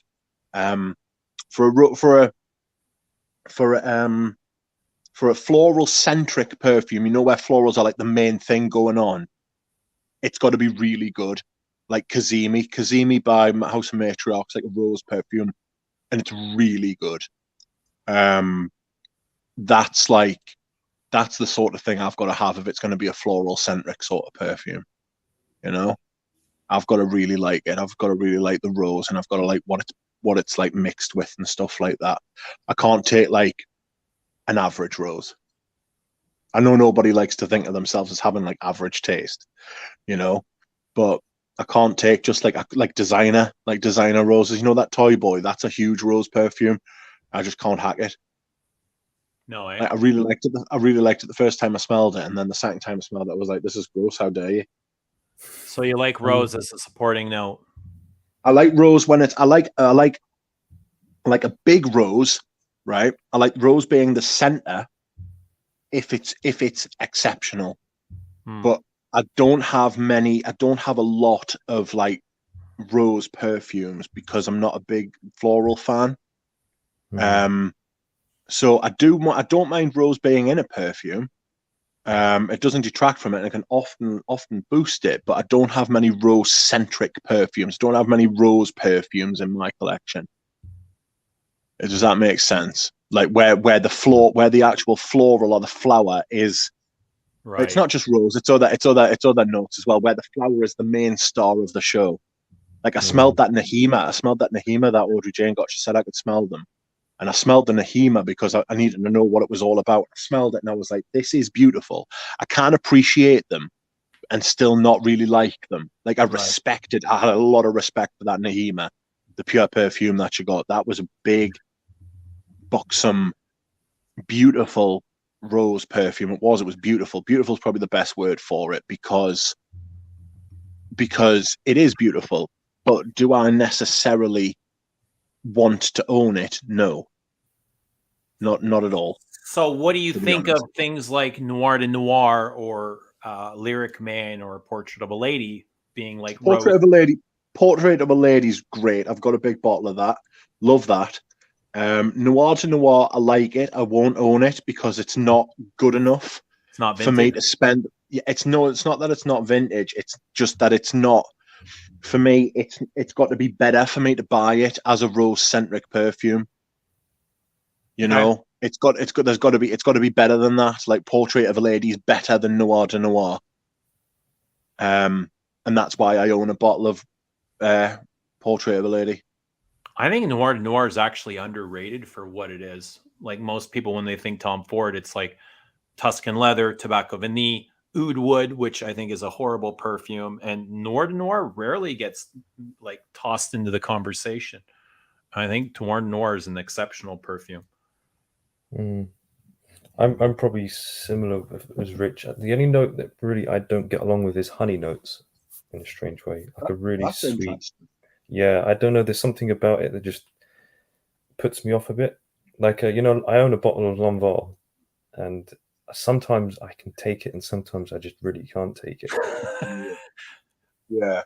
The thing is with Lanval is that, have you smelled the more vintage honey notes where they're more animalic than they are sweet? Or like a beeswaxy. Yeah, I'd like a be more interested in that. Yeah. Yeah, I could. Something like vintage Koros, that's got an animalic honey in it. Where there is a sweetness, but there's also like a bad stench about it. Like I don't know if I've said this before on stream, and I know it's funny when you say it, but bees actually stink. Bees have got bad body odor, like sweat, right?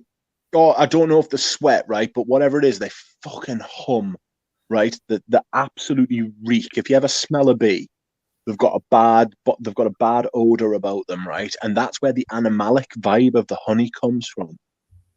Like it's from like because the honey gets on the clothes, on the fur. It gets on the clothes. the honey gets on their like their fur and stuff like that, and like that's how they make it. Like not the honey, the pollen, you know. So you've got the Yeah. animalic vibe from like you've got that sort of like sourness from like pollen, and then you've got like the actual stench of being around the bee, and then they make the honey. So the vintage ones, if you smell stuff like Ted Lapidus, that's got Ted Lapidus pour on, that's got a honey sort of note in it. Boss number one, That was the first pineapple that I've ever come across in perfume. Was really it Ted Lapidus? Yeah, it had a huge pineapple in there. Mm-hmm. And that was made decades and generations before you know who. But I want to ask like he mentioned Lonval. What was it that you liked about the honey, and what was it that you disliked about the honey note? I don't know. There's a nice sort of like a violet-y note to it. I think sort of yes, because obviously very prominent in Lonval. And I think that attracts me because obviously my background of loving Fahrenheit, there's a sort of similarity there. That's what's probably making me like it sometimes. But when I feel sometimes the honey's a bit too thick and sweet on me, especially when I wear it, it sort of makes me think, ooh, you know, it's it's one of those I really have a love-hate relationship with. But sometimes it's interesting because there's been times where I've worn Lonval and I've thought of Fahrenheit as well. So I can make that connection as well.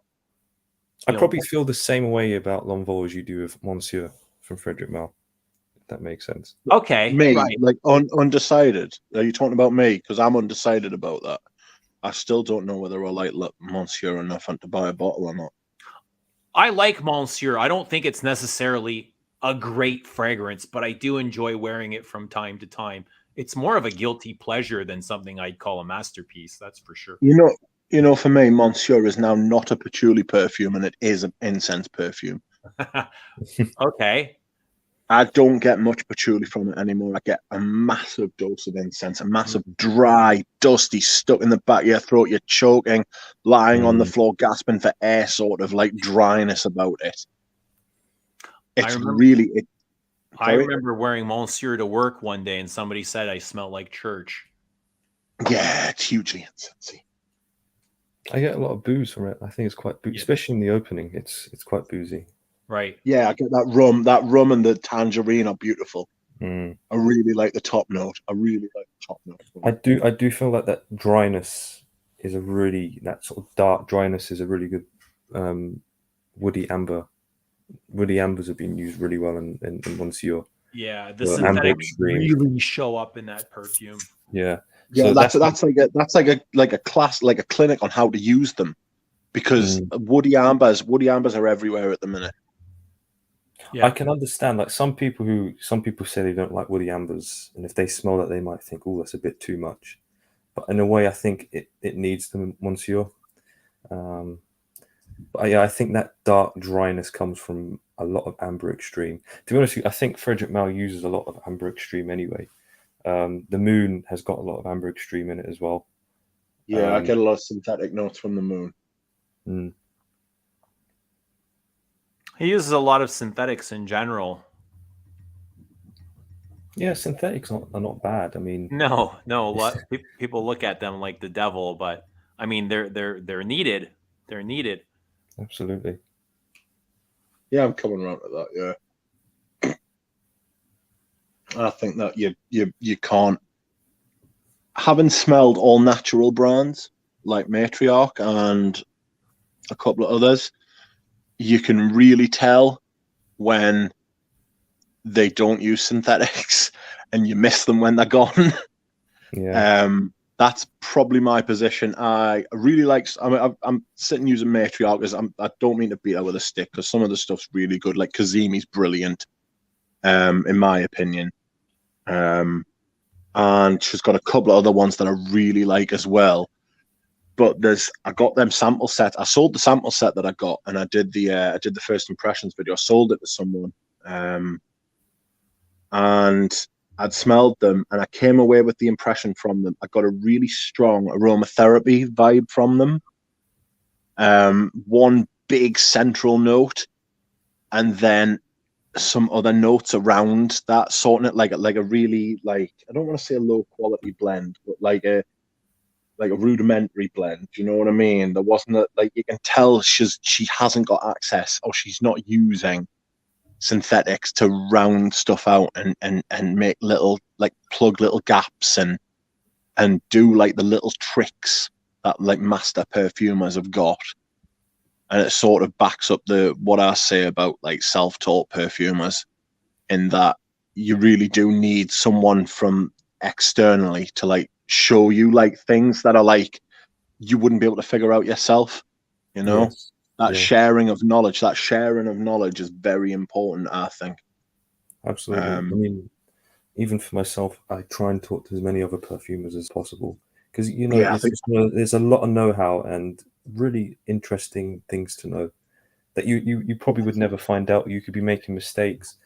I had a friend who's a perfumer, and he interned with Christopher Laudermill, and he said that he was making a formula, and he probably had 30 ingredients, and Christoph was like, "You don't need that, you don't need that, you don't need that, you don't need that," and crossed out like 2/3 of his formula, and he said it smelled exactly the same.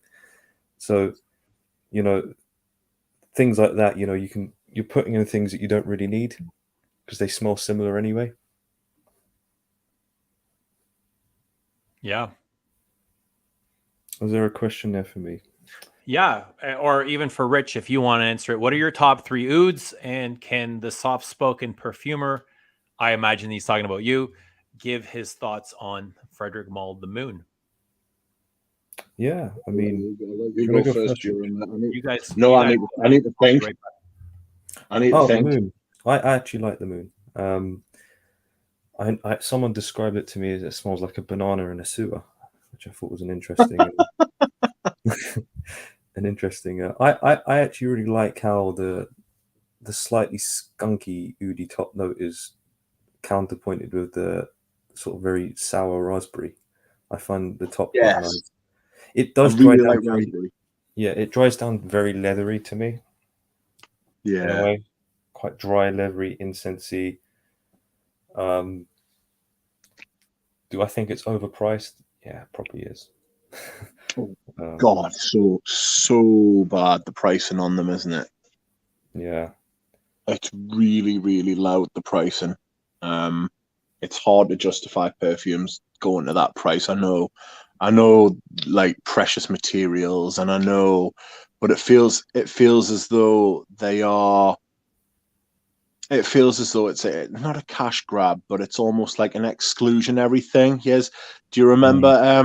Do you remember Bullseye? I don't know how old you are, but do you remember Bullseye, like 30 yeah, or 40 years ago, where Jim Bowen used to say, "Here's what you could have won." yeah, You yeah, know, yeah. it's almost like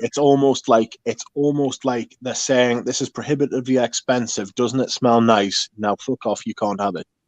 I know. You Well, I know, think it's some people probably use a yacht more than they would use the moon. They'd be, yes, you yes, know. that's right. No, yeah, it is. I mean, a part of me thinks like even the cheapest one, Promise, that contains no oud at all. I mean, that's mostly No, just Cypriol. That's yes, also overpriced. yeah, What it is, but I feel like they made that one just to make a more affordable one in a way. yeah, yeah, to give it like access to like the gateway drug.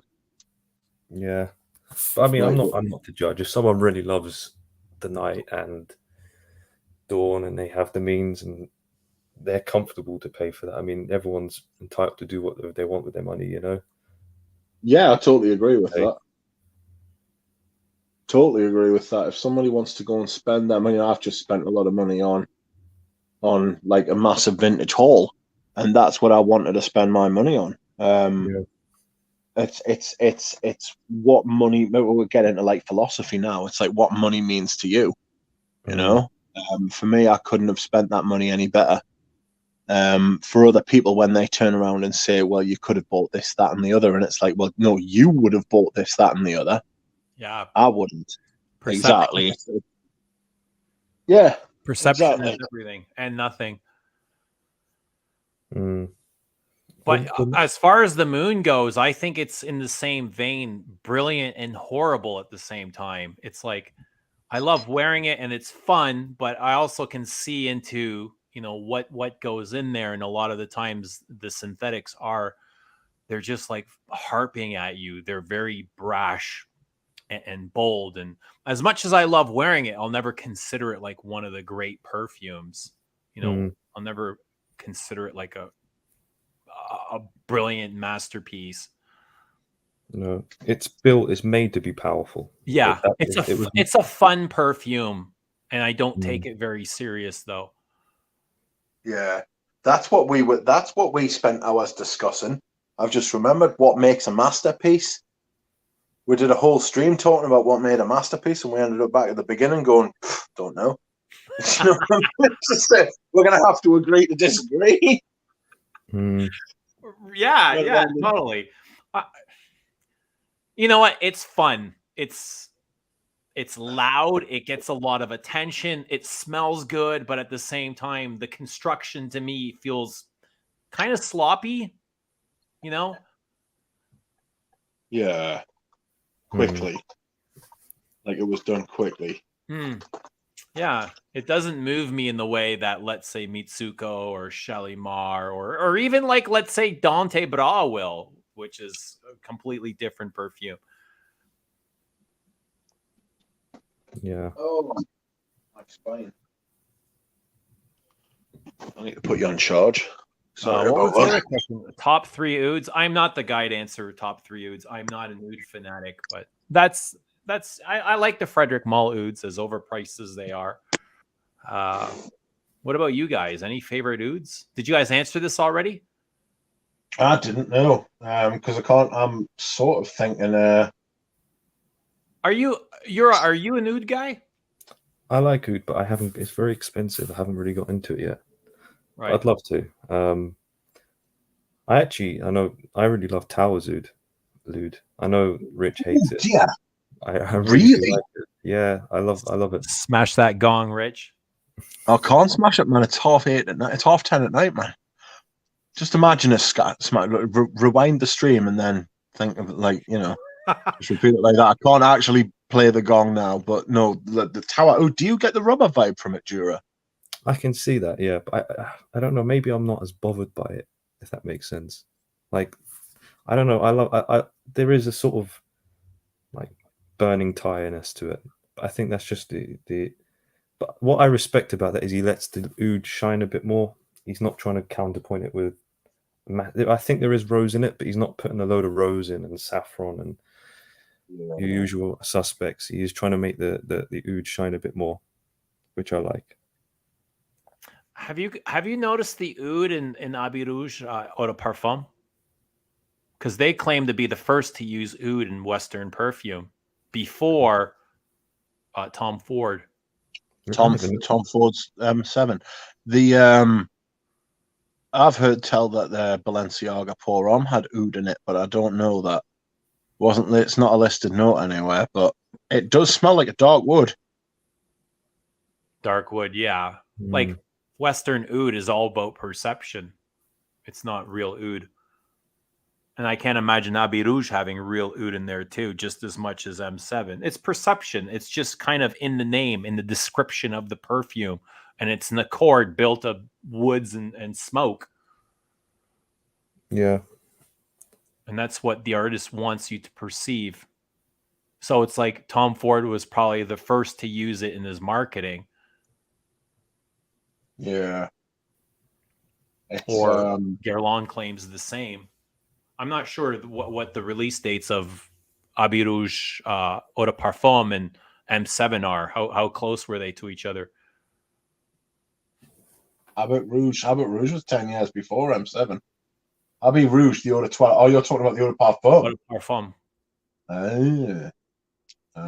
Like 85 or something? Oh, God. 95? I wouldn't have thought so. Let's have a look. Because I've got the Eau de Toilette, and that was only 92. Abbey Rouge. Oops.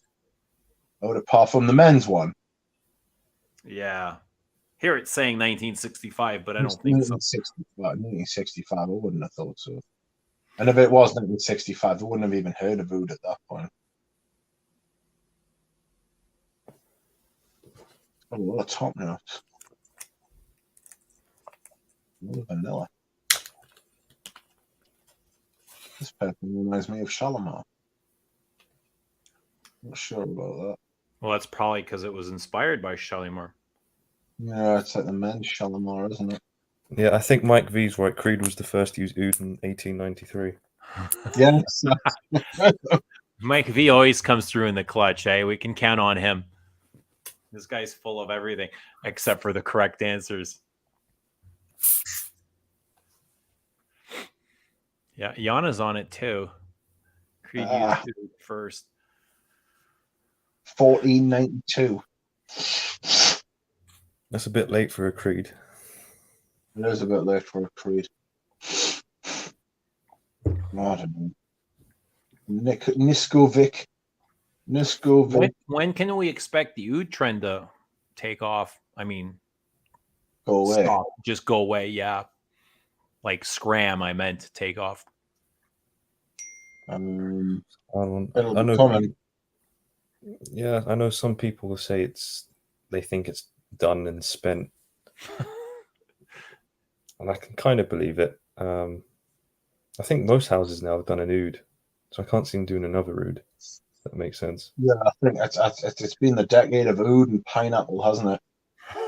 Mm. Has Is there any anyone put the pineapple both oud? together though? Has Yeah. anyone combined oud and pineapple? Interesting. Maybe fragrance one. Navitus. Possibly. Oh God, I don't know. just awful, just make it stop. That's Why a are very they doing this? Yeah, that's a very strange brand, that Navitus, but I won't say anymore.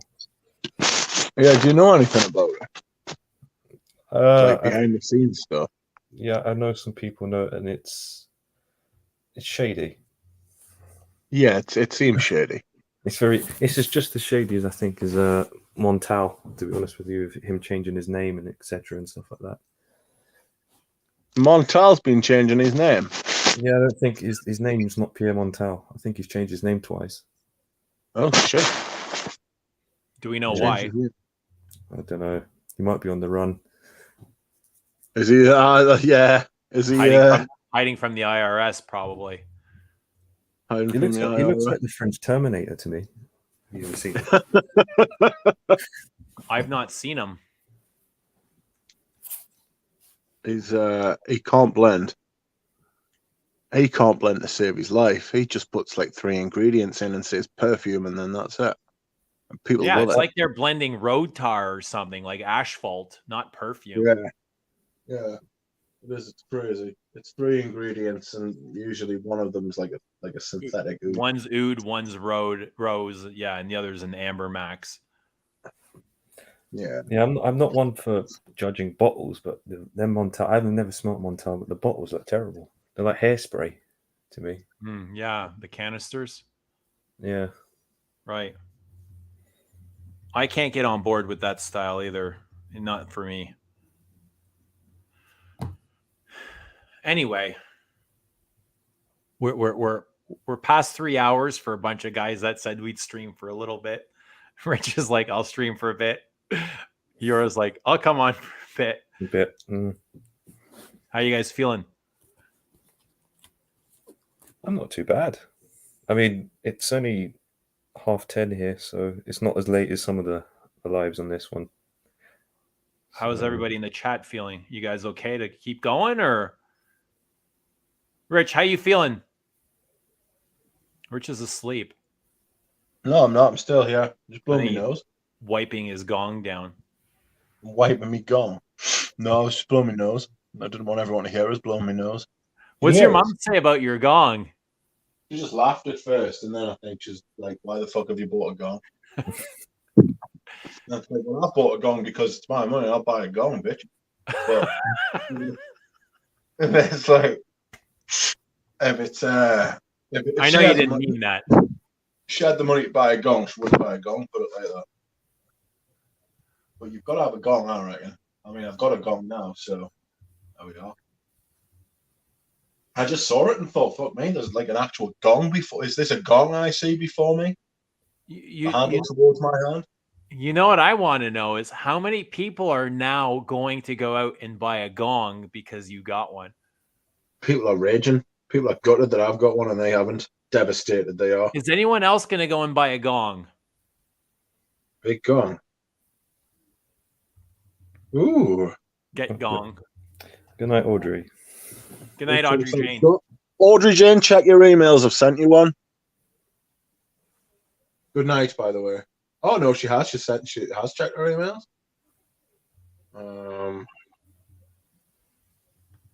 Nobody needs to apologize for coming late to the stream. Who's coming out to the stream? I'm all right to continue at the minute, yeah. We're glad that you have arrived anyway, but you don't need to apologize. People come on and say, sorry, I'm late, but I'm here. That's great. We're glad that you're here.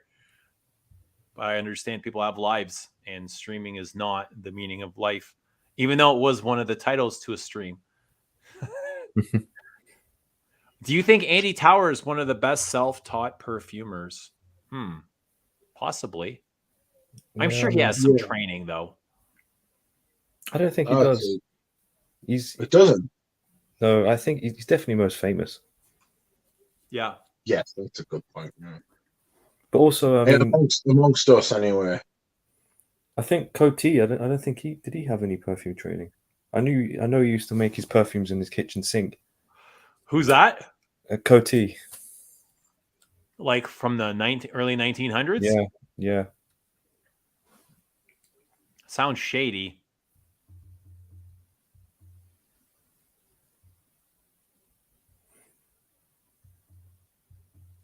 I don't know. Coty made some great stuff. He worked on Knees 10. And that's fucking brilliant, like. Can't go wrong. What came first, Knees 10 or Queer de Russie? God, I don't think there is a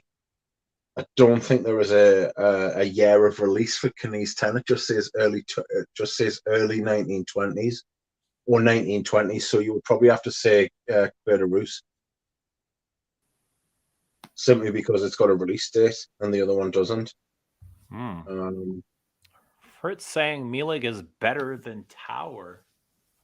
Damn. Yeah, but Mielig doesn't hold back on anything. Right. He's not IFRA compliant, is he? So it's comparing like apples to fucking skyscrapers, isn't it? Yeah, it's a strange thing. I'm not sure I would want to wear. He's an interesting guy. I'd love to get him on this chat sometime. Very interesting, colorful character. Yeah. Very opinionated, speaks his mind, doesn't hold back. He doesn't care for being correct, although he's not often not polite. Correct. Yeah, not right. It's no, I'm not sure I want to wear any of his perfumes. I'm waiting for somebody to go around and flag the shop. Aren't they the type of things that you seem to enjoy? I think it's too far. I think it's too far the other way. I think he's gone too far the other way. Like using stuff like, I don't know. I don't think I want to wear them. If I was going to wear them, I'd put them on clothes. I just think it's too far the other way, personally. I think it goes back to the whole oak musk thing. I mean, it's a lovely ingredient, but there is a reason why it's restricted, just for people's health and safety. Yeah. And, I mean, if people want to buy Mielig's perfumes and they know what they're buying. Yeah, that's sort of people, but yeah. You think they'll be coming down with more restrictions?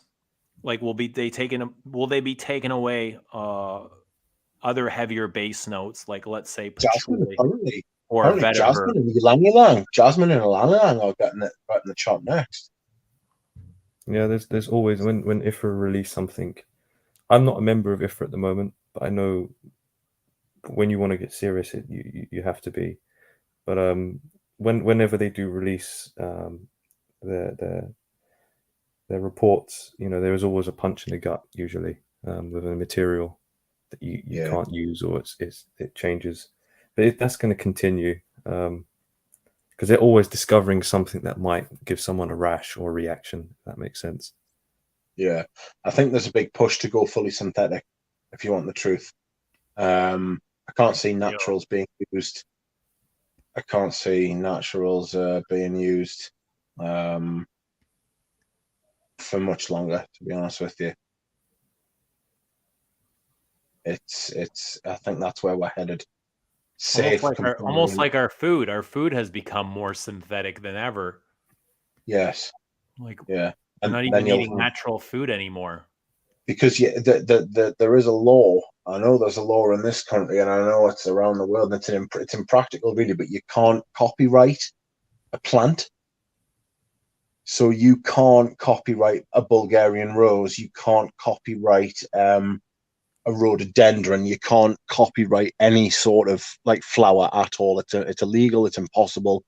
But you can copyright a synthetic molecule that recreates the smell of those things, and it'll all be to do with synthetic. It'll all be to do with synthetic molecules, captive molecules, and the intellectual property sort of things. That's where it's headed, because then there'll be even more money in it. Not that there isn't a lot of money in perfume already, you know what I mean, but there'll be even more money in it once they've done that. It's a bit of a kick. It's a bit of a kick. This is one of the reasons. It's a bit of a gong show. Bit of a kick in the gong. It just feels gong. You know what I mean? It just feels gong.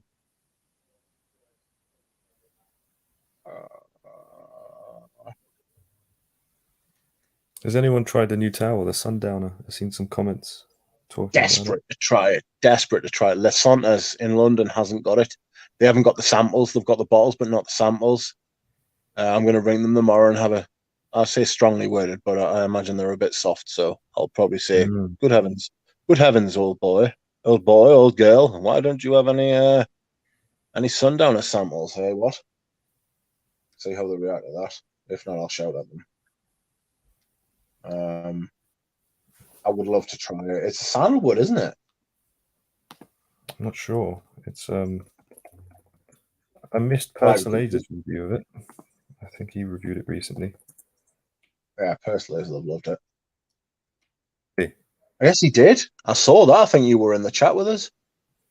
I was not in the chat, but I joined and I wasn't watching because I was in a meeting. So I sort of missed it. Right there. You should have just stopped the meeting and said, do you mind? Perslade's is on. I'm trying to watch this.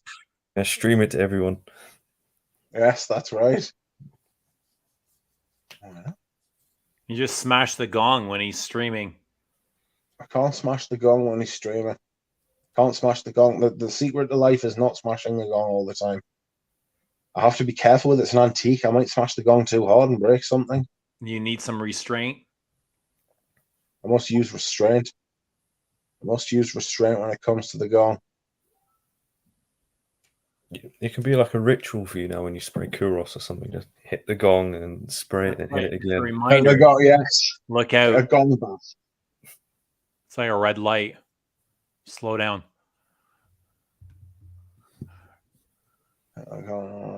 Rumors are Milik was blending his fragrances in his apartment with cats crawling around. And you have like ferrets and stuff like running around as well. I think he has a civet cat. Civet cat?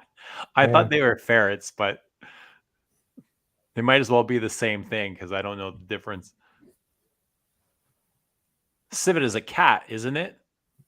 Yeah. Like the Luwak cat. Have you ever heard of Luwak coffee? Yes, it's the coffee that cats eat, and then they shit out the beans, and that's what they use for tincturing. Isn't it? No, the Luwak coffee is literally where the cat eats the beans. and they shit them out, and then they Yeah. put the coffee beans into Oh. actual coffee and drink it. That's Luwak coffee, and then they filter it. It's a Okay. delicacy in the East. Yeah, I've heard of that. I heard it's not worth the price though. People say It's it's nothing. Yeah, it's nothing. yeah, it's nothing. It's just coffee. There are also animal cruelty fucking things around it as well, because they literally cage the cats now, because it's such an expensive thing and they make a lot of money off it. Cage the cats and force feed them the beans for them to shit out.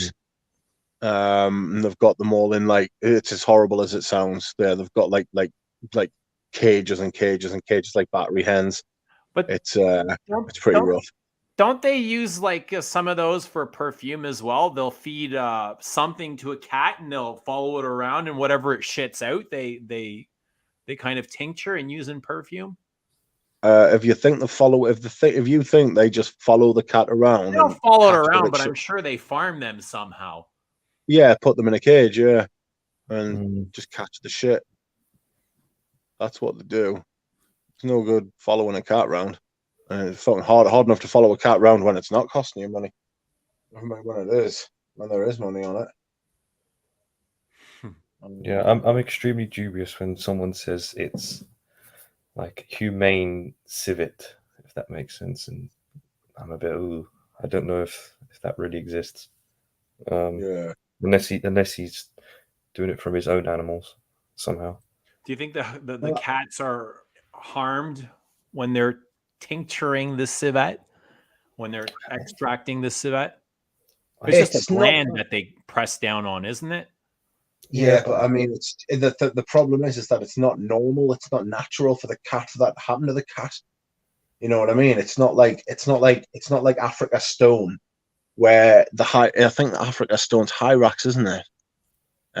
Where it's literally like something the cat has just shat out, and it's had to have sat out in the sun for like months before they capture it and then turn it into whatever they do. Because that's very hard to do, like actually catch it, and it's a big thing as well. It's been like that for years. I don't think, or even ambergris.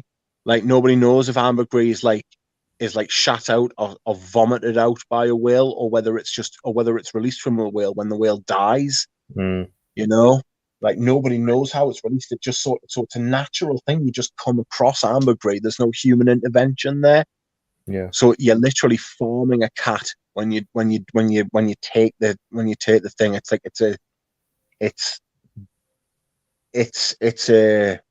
It's an intervention type of thing, you know. It's like you're willfully doing something to the cat, which is another reason why I'm not sure about using Melek, because he uses real civet. He uses real animal products, and that, while I agree those ingredients are better quality, do I want to be buying real and spraying on real cat piss? Not sure. So do I want to be applying? He tinctures his cat? I don't think he tinctures his cat. I think he buys it in. But do I want to be spraying on cat piss? It's got to be a civet cat. It can't just be a cat. It's got to be a civet cat. You know. That's my understanding, anyway. No, you make a good point about ambergris as well, because, you know, if you find a lump on a beach somewhere, you're not actually harming the animal. There's no, you know, you aren't intervening. Yeah, you're not intervening. It's not a human being that's going out there getting the whale and saying, "Open your mouth, I'm going in." You know what I mean? You're not killing the whale for the ambergris. It's just there. It's part of a natural process. It's at the end of a natural process of which you were the end consumer. You aren't intervening with the whale. That's the problem with the Luwak. That's the problem with the cats. You're intervening. You are scraping cat's ass. Sorry, I've just fucking jumped in again, but that's the point I'm trying to make. No, I agree. All right, boys. 3.5 hours. I am exhausted. I am going to call it a day on behalf of all of us. Yeah. Well, thanks for having me on. Yura, thank you so much. It's been an absolute pleasure. Oh, thank you, guys. It was my pleasure mostly. It was lovely talking to you a lot, and I might show my face one day, but I had a nap just before I came on here, and I thought I look like shite, so I don't want to scare anyone. I know the feeling. I think feel like shite most of the we'd time. be pleasantly scared. I'm not worried about that, but feel free to come back on anytime you want to share something with us. You're more than welcome to. Well, thank you. Absolutely. It was a pleasure having you here and listening to you share your story and all that jazz. Rich, thank you so much for being here. Thank you. Thank you for sharing your gong with us. Everybody in the chat, thank you so much for being with us as well. This wouldn't be possible without you guys. Everybody have a good night. We'll see you soon. Good night, everyone. Thanks, everybody. Cheers.